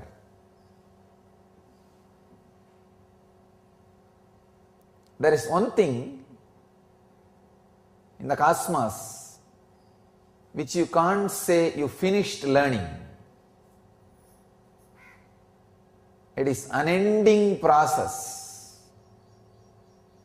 As I always say that enlightenment is final but not ultimate. Sorry, it's ultimate but not final. It's ultimate but not final, constantly happening. Surrender is ultimate but not final. When you surrender, the different qualities of the cosmos starts expressing in you. I tell you, surrender is the one thing even an incarnation goes on learning. There is no end. Nobody can say, I surrendered. No, I am surrendering. But surrender is a process which you can't become master, or which you can't say you learnt it. It is learning. Only in surrender, the process is the master. Nobody else can be the master. Understand?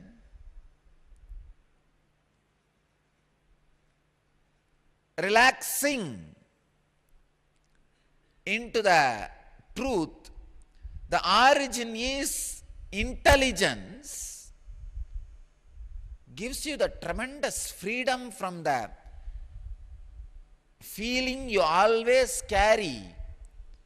You are not given justice. Please understand, in the whole world, every person who has a mind feels he is not given justice. If you think origin is matter, you will never be able to heal that feeling. You are not given justice. You are not given all the chances you are worthy of. You are not shown all the possibilities you needed to be. You always grudge, grumble, suffer. I tell you, if you understand, it is independent intelligence which is source. Suddenly the healing effect, whatever is happening is justice, don't worry. Telling you, in my inner space, I am completely relaxed because I know the source is intelligence, not matter. It is not dead matter, which is running based on some arithmetic automated computer or arithmetic logic. No. It is intelligence.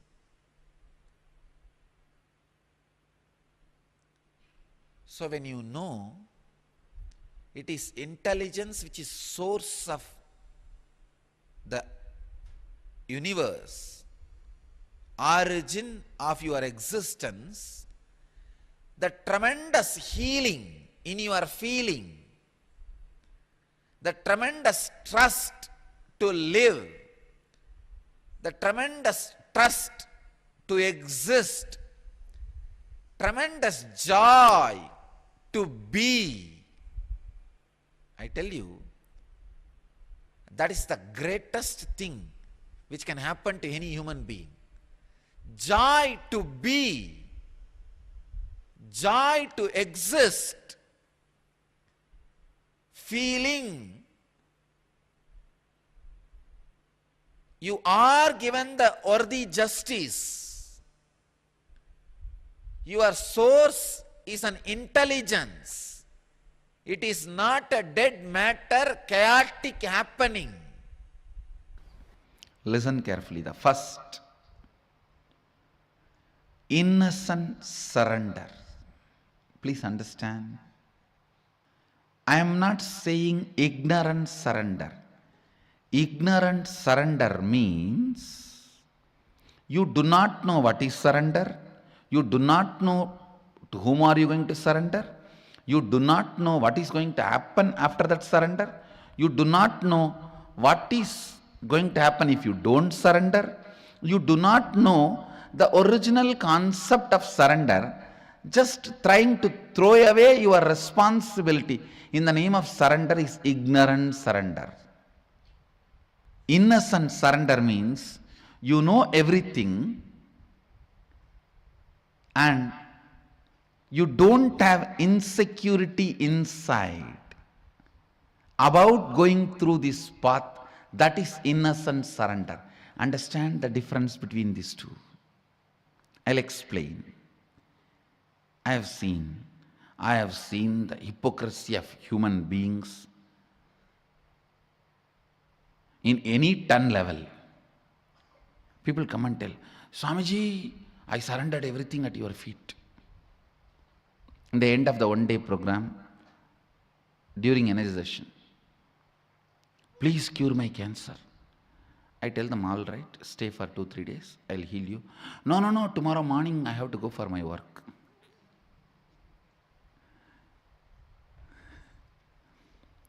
See the stupidity.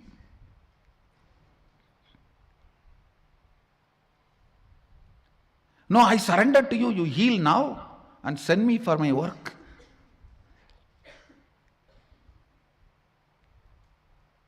Extreme hypocrisy. Here, the person doesn't know what is surrender, doesn't care about what is surrender. He is using the word for some bargain.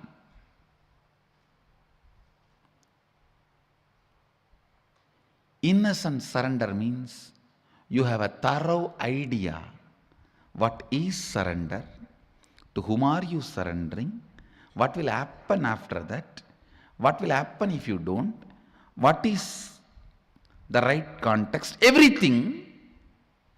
You know the whole thing and you do not have the fear of transformation it is going to bring inside you.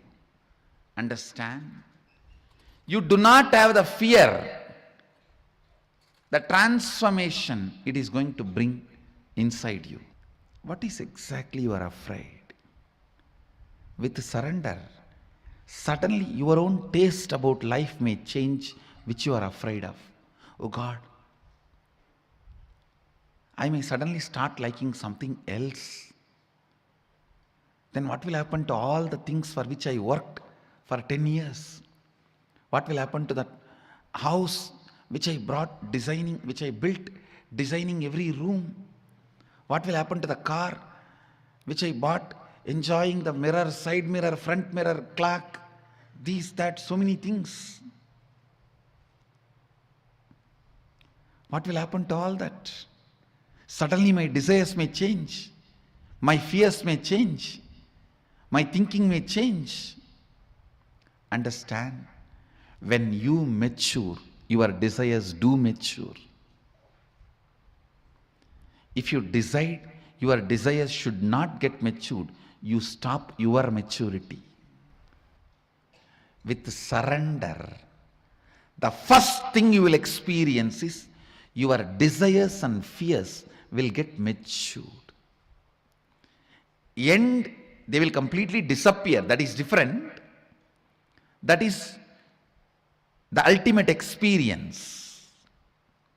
But the moment you start practicing surrender, your desires and fears will start getting matured. Your anxiety, your fear, whatever emotions with which you are struggling, your incompletions, all these will start getting matured. You may not have incompletion with the people who are living with you or with the day-to-day life. You may have incompletion with incompletion itself, that why I am not able to complete you. That can never be equated to the incompletion you are having with the next person because she did not smile at you or he did not smile at you, they did not respond to you, they poured water on you. Your incompletion about they poured water on you is totally different than your incompletion about incompletion, that why still you are not able to complete. I can say here, even your incompletion and anxiety has become more matured. See, ultimately this incompletion will disappear. That is experience. But even maturity shows the growth. The moment you start practicing surrender, the first thing will happen to you is maturity in your desires, in your anxiety, in your fears, in your greed, in your everything. If you are surrendering to somebody, asking for enlightenment, leading you to beyond coming and going, birth and death, that is matured surrender. Even in surrender, there is maturity. Celebrate your vision getting matured. You will celebrate surrender. Because in real surrender, spiritual surrender, the worm is becoming butterfly.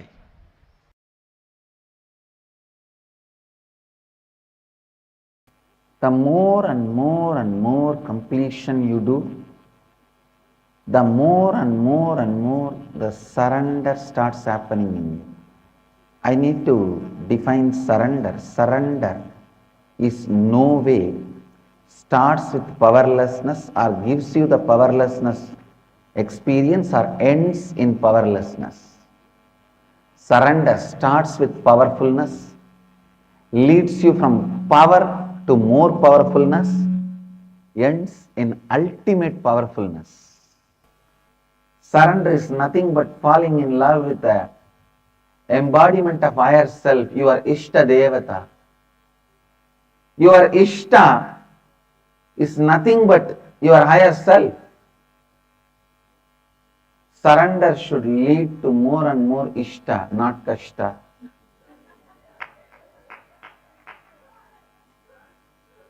Naturally, surrender leads you to more and more powerfulness, not powerlessness. It leads to more and more powerfulness, more and more joy, more and more strength. Understand? When you carry the space of surrender,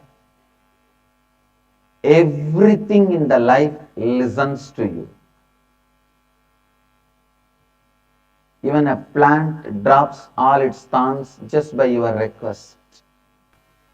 Surrender is misinterpreted, given wrong meaning in the Western thought trends. There the word is used more like in the war, when you lose, you drop all the weapons and surrender. Here I am not using in that meaning. The word surrender has totally different meaning in the Bhakti literatures. So maybe I may not even want to use the word surrender in English. I'll use the word Sharanagati, just in Sanskrit. Even completion you can intellectually grasp, even if you don't practice. Just watch the satsang, you will intellectually grasp what is the completion, what is the power of completion. I am sure. See, the completion can be understood even if you listen intellectually. But the Sharanagati, the surrender, you need to see somebody experiencing and radiating it. You need to be around some great bhakta, devotee. Because it is such a beautiful experience. You need to see that radiating in the body language. Saranagati, surrender, can't be understood just by the intellectual. When the science of completion connects with the science of surrender, the space you create becomes reality. Because all your individual incompletions should be completed. When you are complete, your individual identity should be surrendered to the cosmos. Then cosmos functions through you. Individual identity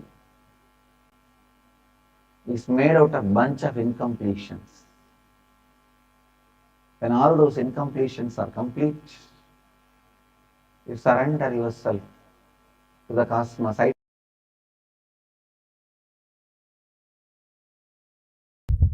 Today's subject for the webinar, surrender. I'll explain precisely how I experienced surrender. Listen. And what happened when I experienced surrender? Please listen. First, integrity is nothing but intellectually coming to oneness with Guru, which I started experiencing with Annamalai Swamigal. Like a intellectually oneness with the Guru. Authenticity is emotionally experiencing oneness with the Guru. Responsibility is your being feeling oneness with the Guru. Enriching is your consciousness feeling oneness with Guru. Listen. With integrity, your intellectual alignment starts, intellectual surrender starts, intellectual oneness starts. With authenticity, your emotional oneness starts. With responsibility, your being oneness starts. With enriching your whole consciousness, oneness starts. I tell you, till real surrender happened, integrity was my first priority, then authenticity, then responsibility, then enriching. When the surrender happened, enriching becomes my first priority. That became my first priority. It's not that I gave up integrity, but enriching became the first operative cognition when surrender happened to me. Whoever wants, take this as a click. When you decide enriching as the first priority, simply surrender happens. Because for enriching, you have to have all the other three alignment. If you are not able to enrich somewhere, some part of you, whether your intellect or emotion or being is not convinced, not yet convinced, I tell you, from my Atma Pramana, when the surrender happened, when I decided the enriching to be the first part, component of my life, that be the powerful cognitions to drive me, I saw authenticity, responsibility, integrity, everything following. When I decided I'll spread what Paramashiva did to me, I will share that to the world and start enriching the world with Paramashiva, his being, who is he, and his state, his space, his powers, his being and his superconsciousness. I saw responsibility, authenticity, integrity, everything was following. If you want to experience surrender, start enriching. Then everything else just follows. If you want sudden enlightenment, make the enriching as your basic cognition. If you want gradual enlightenment, go through integrity. Integrity means aligning all the words you utter inside and outside to the reality. Start. Then authenticity. Start. Then responsibility. Start. Then enriching. Start. Understand? People ask me, Swamiji, is enlightenment gradual or sudden? It is both based on you, up to you. If you want gradual enlightenment, that is enough for me, sudden is too much. It's like somebody else entering into me. So, gradually, we will eat food also, and this also, and that also, and that also, and that also, and that also. After slowly, sometime. If you are interested in gradual enlightenment, you can start with integrity, authenticity, step by step. Whenever you fail, completion, and then again restoring the space, and then you can continue. If you want sudden enlightenment, decide enriching to be your cognition. You have to make it happen. You will see responsibility, authenticity, integrity, everything just follows. Above all, he just does continuous miracles in your life. Last few days I am seeing continuous miracles. I can see very clearly. So, understand, when you decide to enrich, putting enriching as the first cognition, authenticity, responsibility, integrity, everything follows. Your brain radiates. Your knowledge explodes. Surrender becomes the space for Paramashiva to dance. It becomes the Chidambara for him to dance.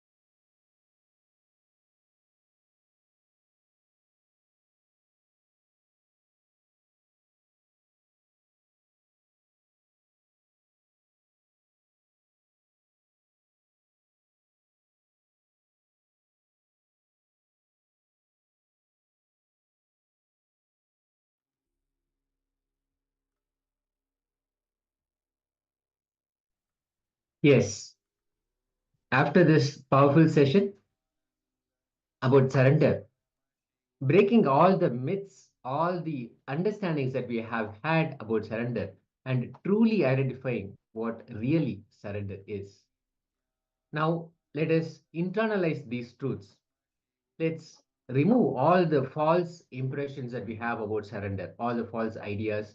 We may have thought what surrender is just giving up everything, or even going in a um, mode of giving up. That is not surrender. Surrender comes from a powerfulness. So now let us identify all those patterns inside us, what we really carry inside us, and go through this process given by the Supreme Pontiff of Hinduism to identify and strengthen our space of surrender.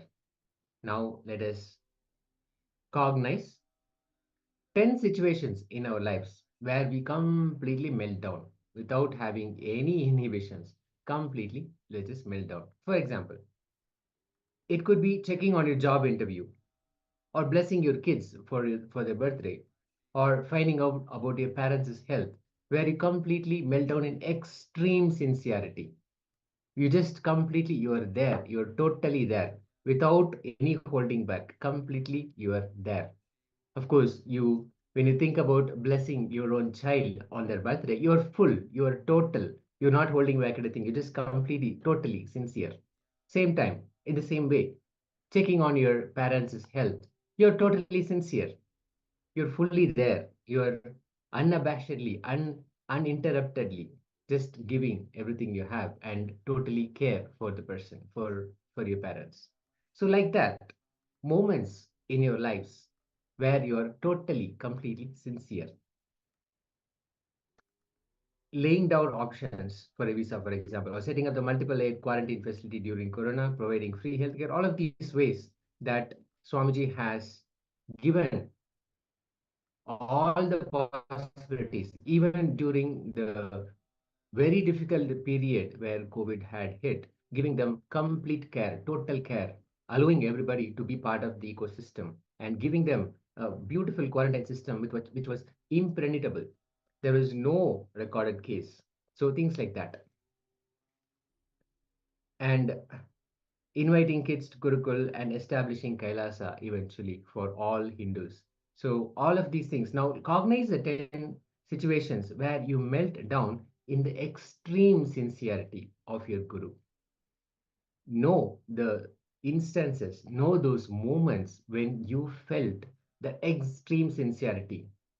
Even, for example, during the last session, when we listened to the powerful cognitions, the extreme sincerity in which the truths, the cosmic truths, were revealed to each one of us, so we can expand and we can explode in living enlightenment. So now, let us cognize all the 10 situations where we melt down in the extreme sincerity of our Guru, our beloved Master, Bhagavan Nithyananda Paramashivoham.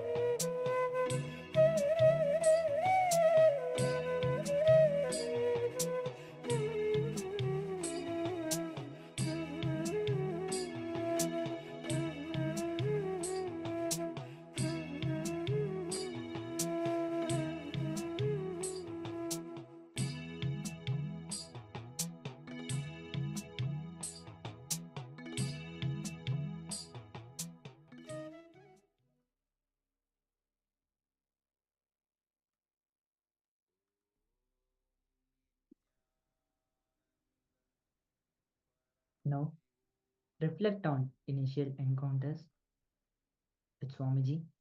Think back to the first time you met Swamiji, you saw Swamiji, whether in person, through a video, or through reading a Swamiji's book. Ask yourself, what were the initial thoughts that came to your mind the moment you saw Swamiji through a video or in person or while reading Swamiji's truths in a book? Was there a moment of profound sincerity that surprised you when that first thought came of when you saw Swamiji or when you read Swamiji's truths? Example, you will vividly recall the first darshan with Swamiji, the profound peace and sincerity I felt were unlike anything I had experienced before. This is something extraordinary that you have never experienced before in your life. This is just an example. So now take some time and think, what was the profound thought that came to you when you first heard about Swamiji or met Swamiji?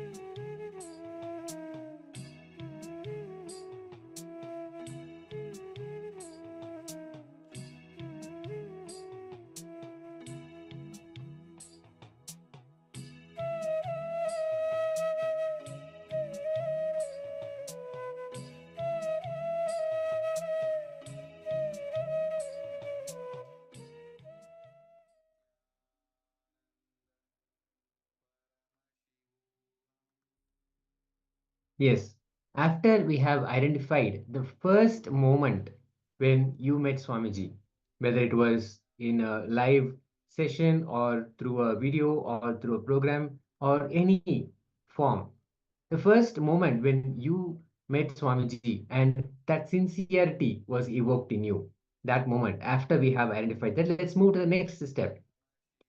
This, we're going to look at all the situations and discussions where you have had with Swamiji.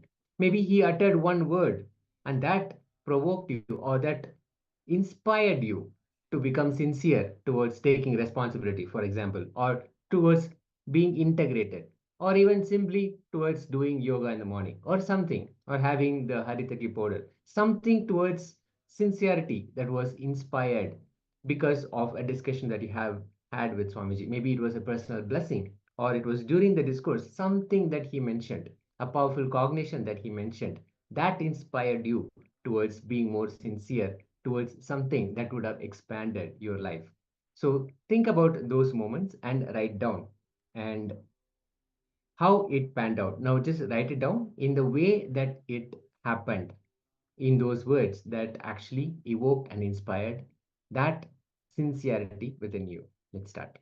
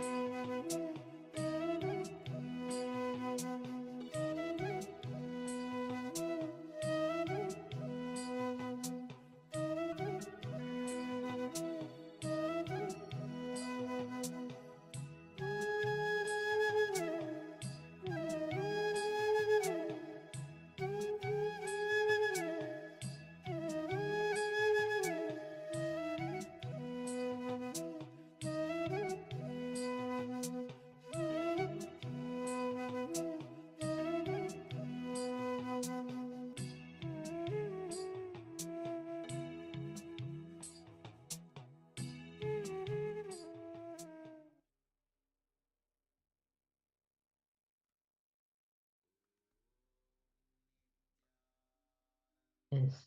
Now, after finding out the truths, the powerful cognitions that connected you with Swamiji, let us now take a few moments and pen down how you started applying those truths in your life and what were the results of the truths after of your life after you started applying them. Example, you would have had a back pain, and when Swamiji revealed about the importance of yoga, and from your side, you made the decision to start doing yoga every day. And today, what is the change that you're able to see? Let us take a few moments and pen down what is the change after you applied Swamiji's truth in your life.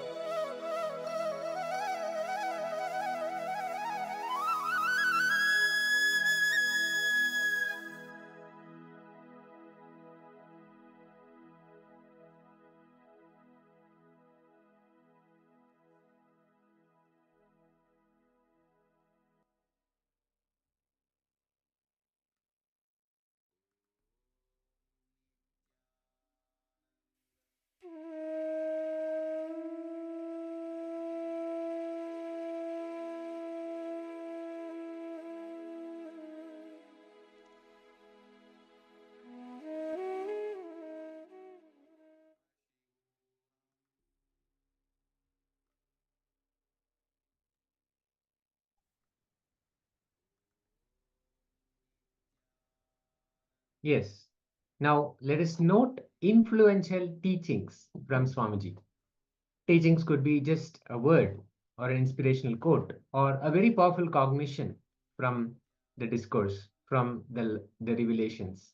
It could be anything that really inspired to be sincere about your area of life, whatever that may be. For example, Swamiji's words about detachment actually helped me to get rid of a lot of toxic relationships in my life. Something that really synced in, clicked with you, and inspired that sincerity and inspired that transformation from within you. So let us now look at those teachings, those aspects, those teachings from Swamiji that made an impact in our lives. Let us start.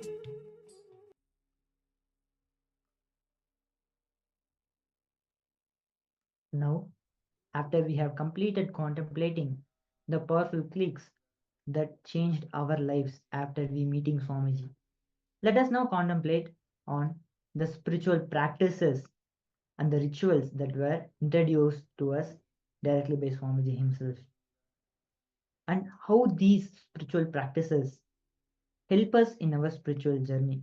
Let us connect with the divine. For example, the daily ritual of Guru Puja instills a sincere sense of gratitude and connectivity with Swamiji. This daily time of puja that you every day do helps you surrender your whole life at Swamiji's feet and lets the day go along with Swamiji's blessings.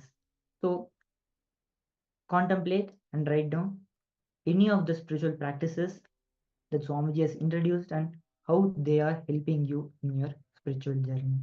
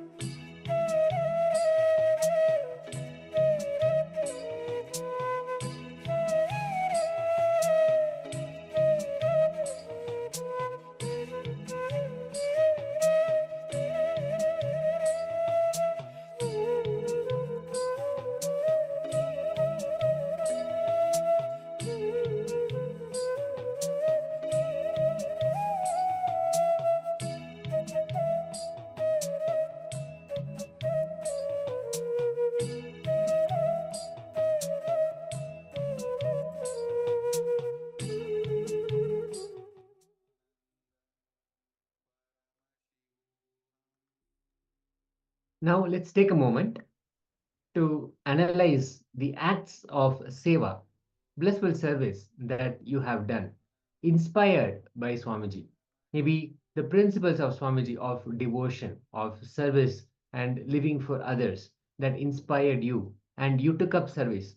It could be at a temple, at an ashram, at an adhinam, anywhere that you decided, I will do this dedicated service. You took up the service inspired by Swamiji's words or Swamiji's principles, and you acted on it. Now reflect on all those moments and write those down when it was inspired, the sincerity of devotion was inspired by Swamiji. Let's start.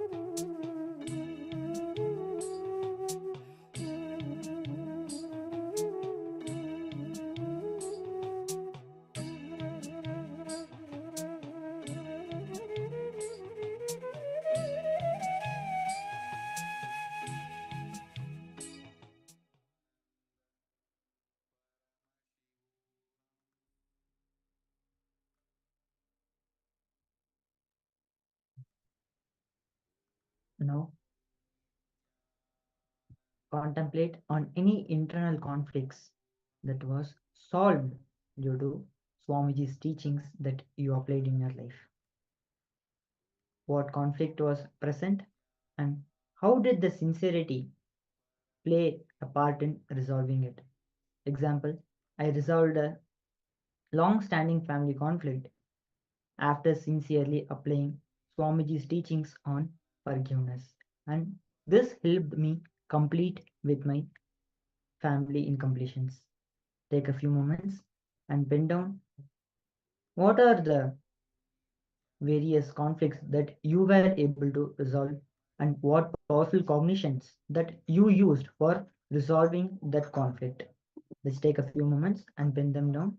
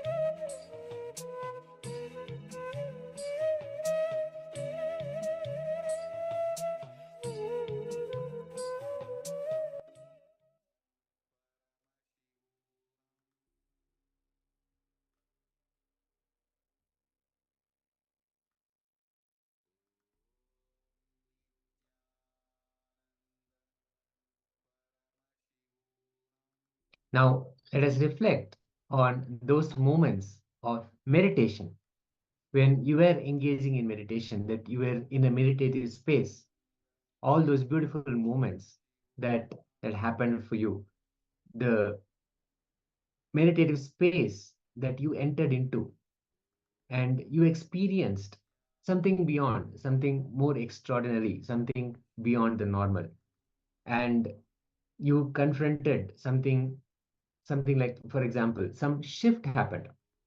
I was in a meditative space, and during that meditation, led by Swamiji, I was able to confront my fears, which I have not been able to come face to face, and I was able to confront them and overcome them as well, as an example.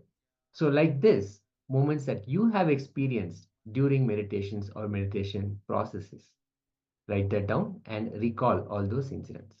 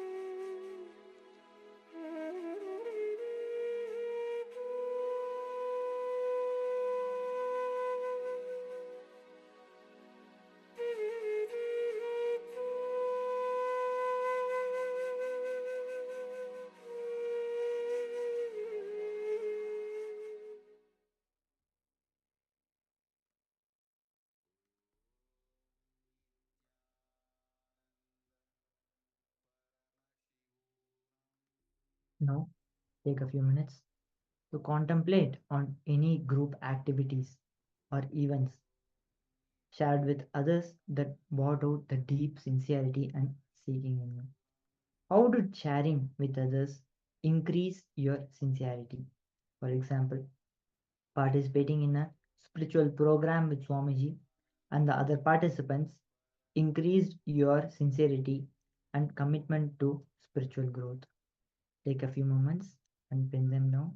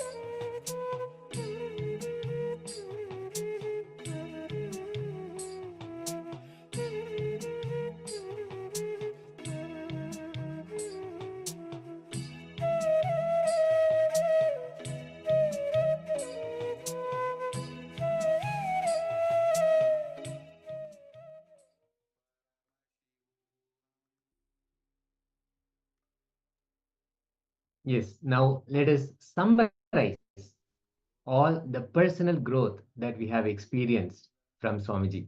Because of Swamiji's words, because of Swamiji's initiations, because of his revelations, all of this, how personally that we have transformed, how we have experienced a personal transformation, a personal expansion, a personal growth for ourselves, and how that has inspired that sincerity towards our own lives and towards Swamiji. Now, it could be in the form of, for example, because of following Swamiji, I have more empathy, I have become more patient, I have brought my anger in control, and I've been able to help others unconditionally. So, how your life, how you personally have experienced that transformation and growth? Let us take a few moments to write that down before we enter into the next session.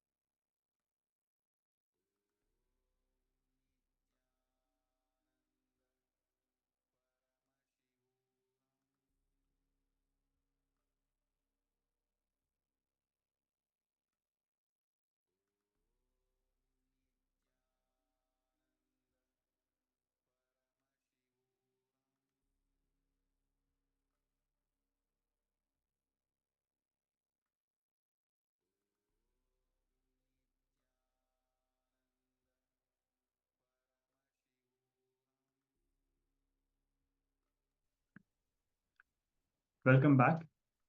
After this internalization exercise, after this reflection, let us now move ahead with a round of power manifestation. We will be manifesting the powers of the third eye. We will be practicing the power of blindfold reading. Before we begin, we would like to share some context about this power. Swamiji had shared with us very beautifully a very powerful understanding about the powers of the third eye. From the Shastra Pramanas and also from Apta Pramanas, we understand that all of us have something much more than these two physical eyes. Because when we are blindfolded and we are still able to see, it is surely meaning that we are seeing with something other than these two physical eyes. Now the question would come, where is that? The very fact that we are able to see distance vision, people are able to read behind their head, it reveals that this something other than these two eyes, the third eye, which we call as a third eye, is something more than what we can understand. We understand that the Anya Chakra is what is referred to as a third eye. Let us now begin the power manifestation. Blindfold yourself. We request the participants to tie a blindfold on your eyes, since we'll be projecting an image for all the participants to see through your third eye and reveal what was shown during the power manifestation. So we request the participants to blindfold themselves. We also request the participants to switch on their cameras. Yuenaya, Jonahan, Masiau, Wingzi Quinn, Lizzie Wong, and Istar. Please switch on your cameras during the session because it is very important to be in camera and be participative and have interaction with the acharyas.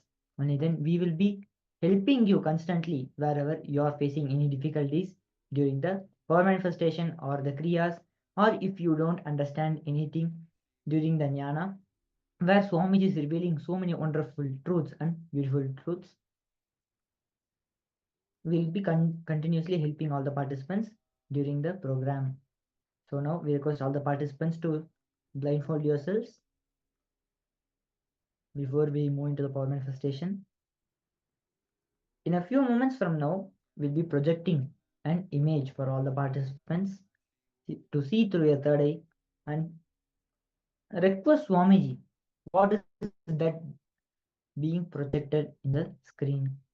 Swamiji, please reveal what is that it is being projected on the screen. And the answer, the manifestation can happen through any way. It can even come as a whisper to you, or it can come as a visualization, or you can even feel it as an intuition inside yourself. Yes, we can see the participants are ready. Nithyananda, Mahana Saksena, welcome ma. You can also blindfold yourself. We are just beginning the power manifestation. Yes, now we'll be projecting the image for all the participants. Start chanting the Mahavakya. We have now projected the image. Let us now start chanting the Mahavakya. Om Nithyananda Paramashivoham. Om Nithyananda Paramashivoham. Om Nithyananda Paramashivoham. Let us now continue manifesting.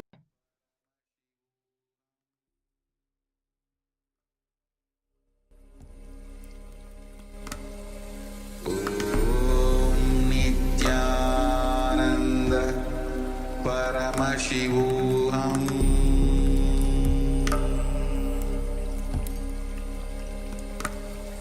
Om Nithyananda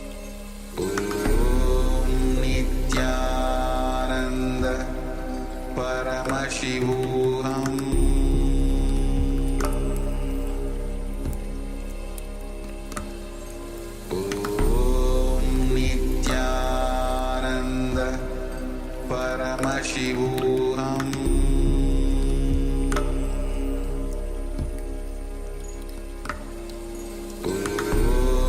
Nithyananda Paramashivoham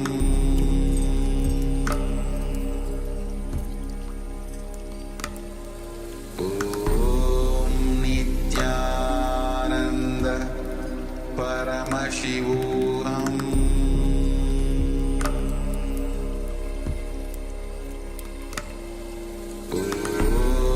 Nithyananda.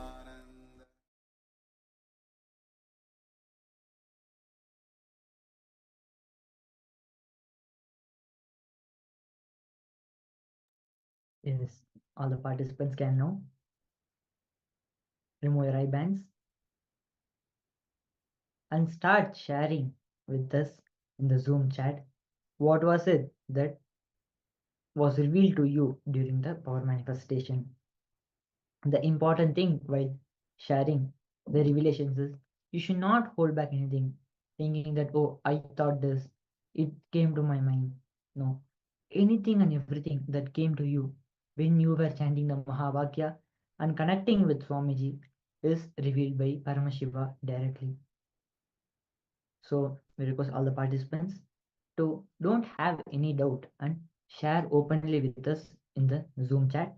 In a few moments from now, we'll also be projecting once again to all the participants what is it that was projected for all the participants during the power manifestation.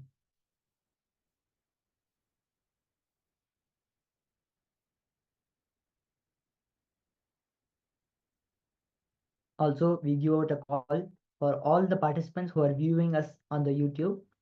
Once this power manifestation is completed, we are going to be having a special exclusive session only for the Zoom participants about Swamiji's experience of Advaita with his Guru. How Swamiji experienced the direct love from his Guru. We are going to be having a private session for all the participants who are in the Zoom. So if you are viewing us on the YouTube, please switch over to Zoom because we will not be giving this private session for the YouTube. And we request all the participants who are viewing us in the YouTube to switch over to the Zoom and enjoy the session with Swamiji directly.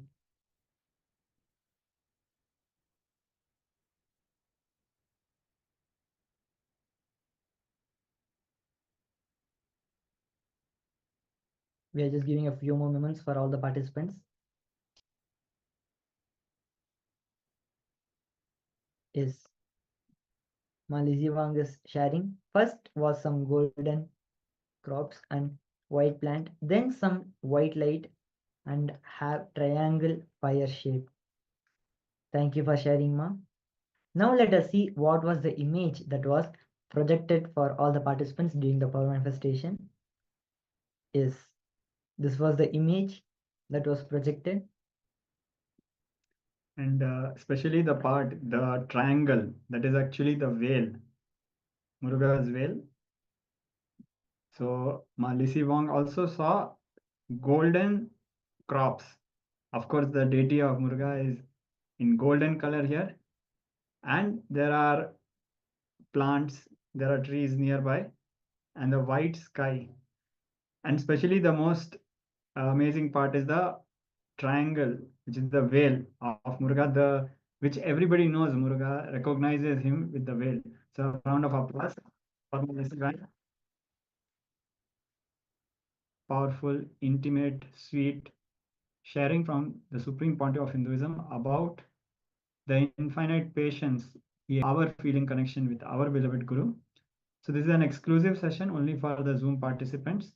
So we request all the YouTube participants who are watching us on YouTube to kindly join the Zoom session so that you can also enjoy and melt in this beautiful revelation by Swamiji.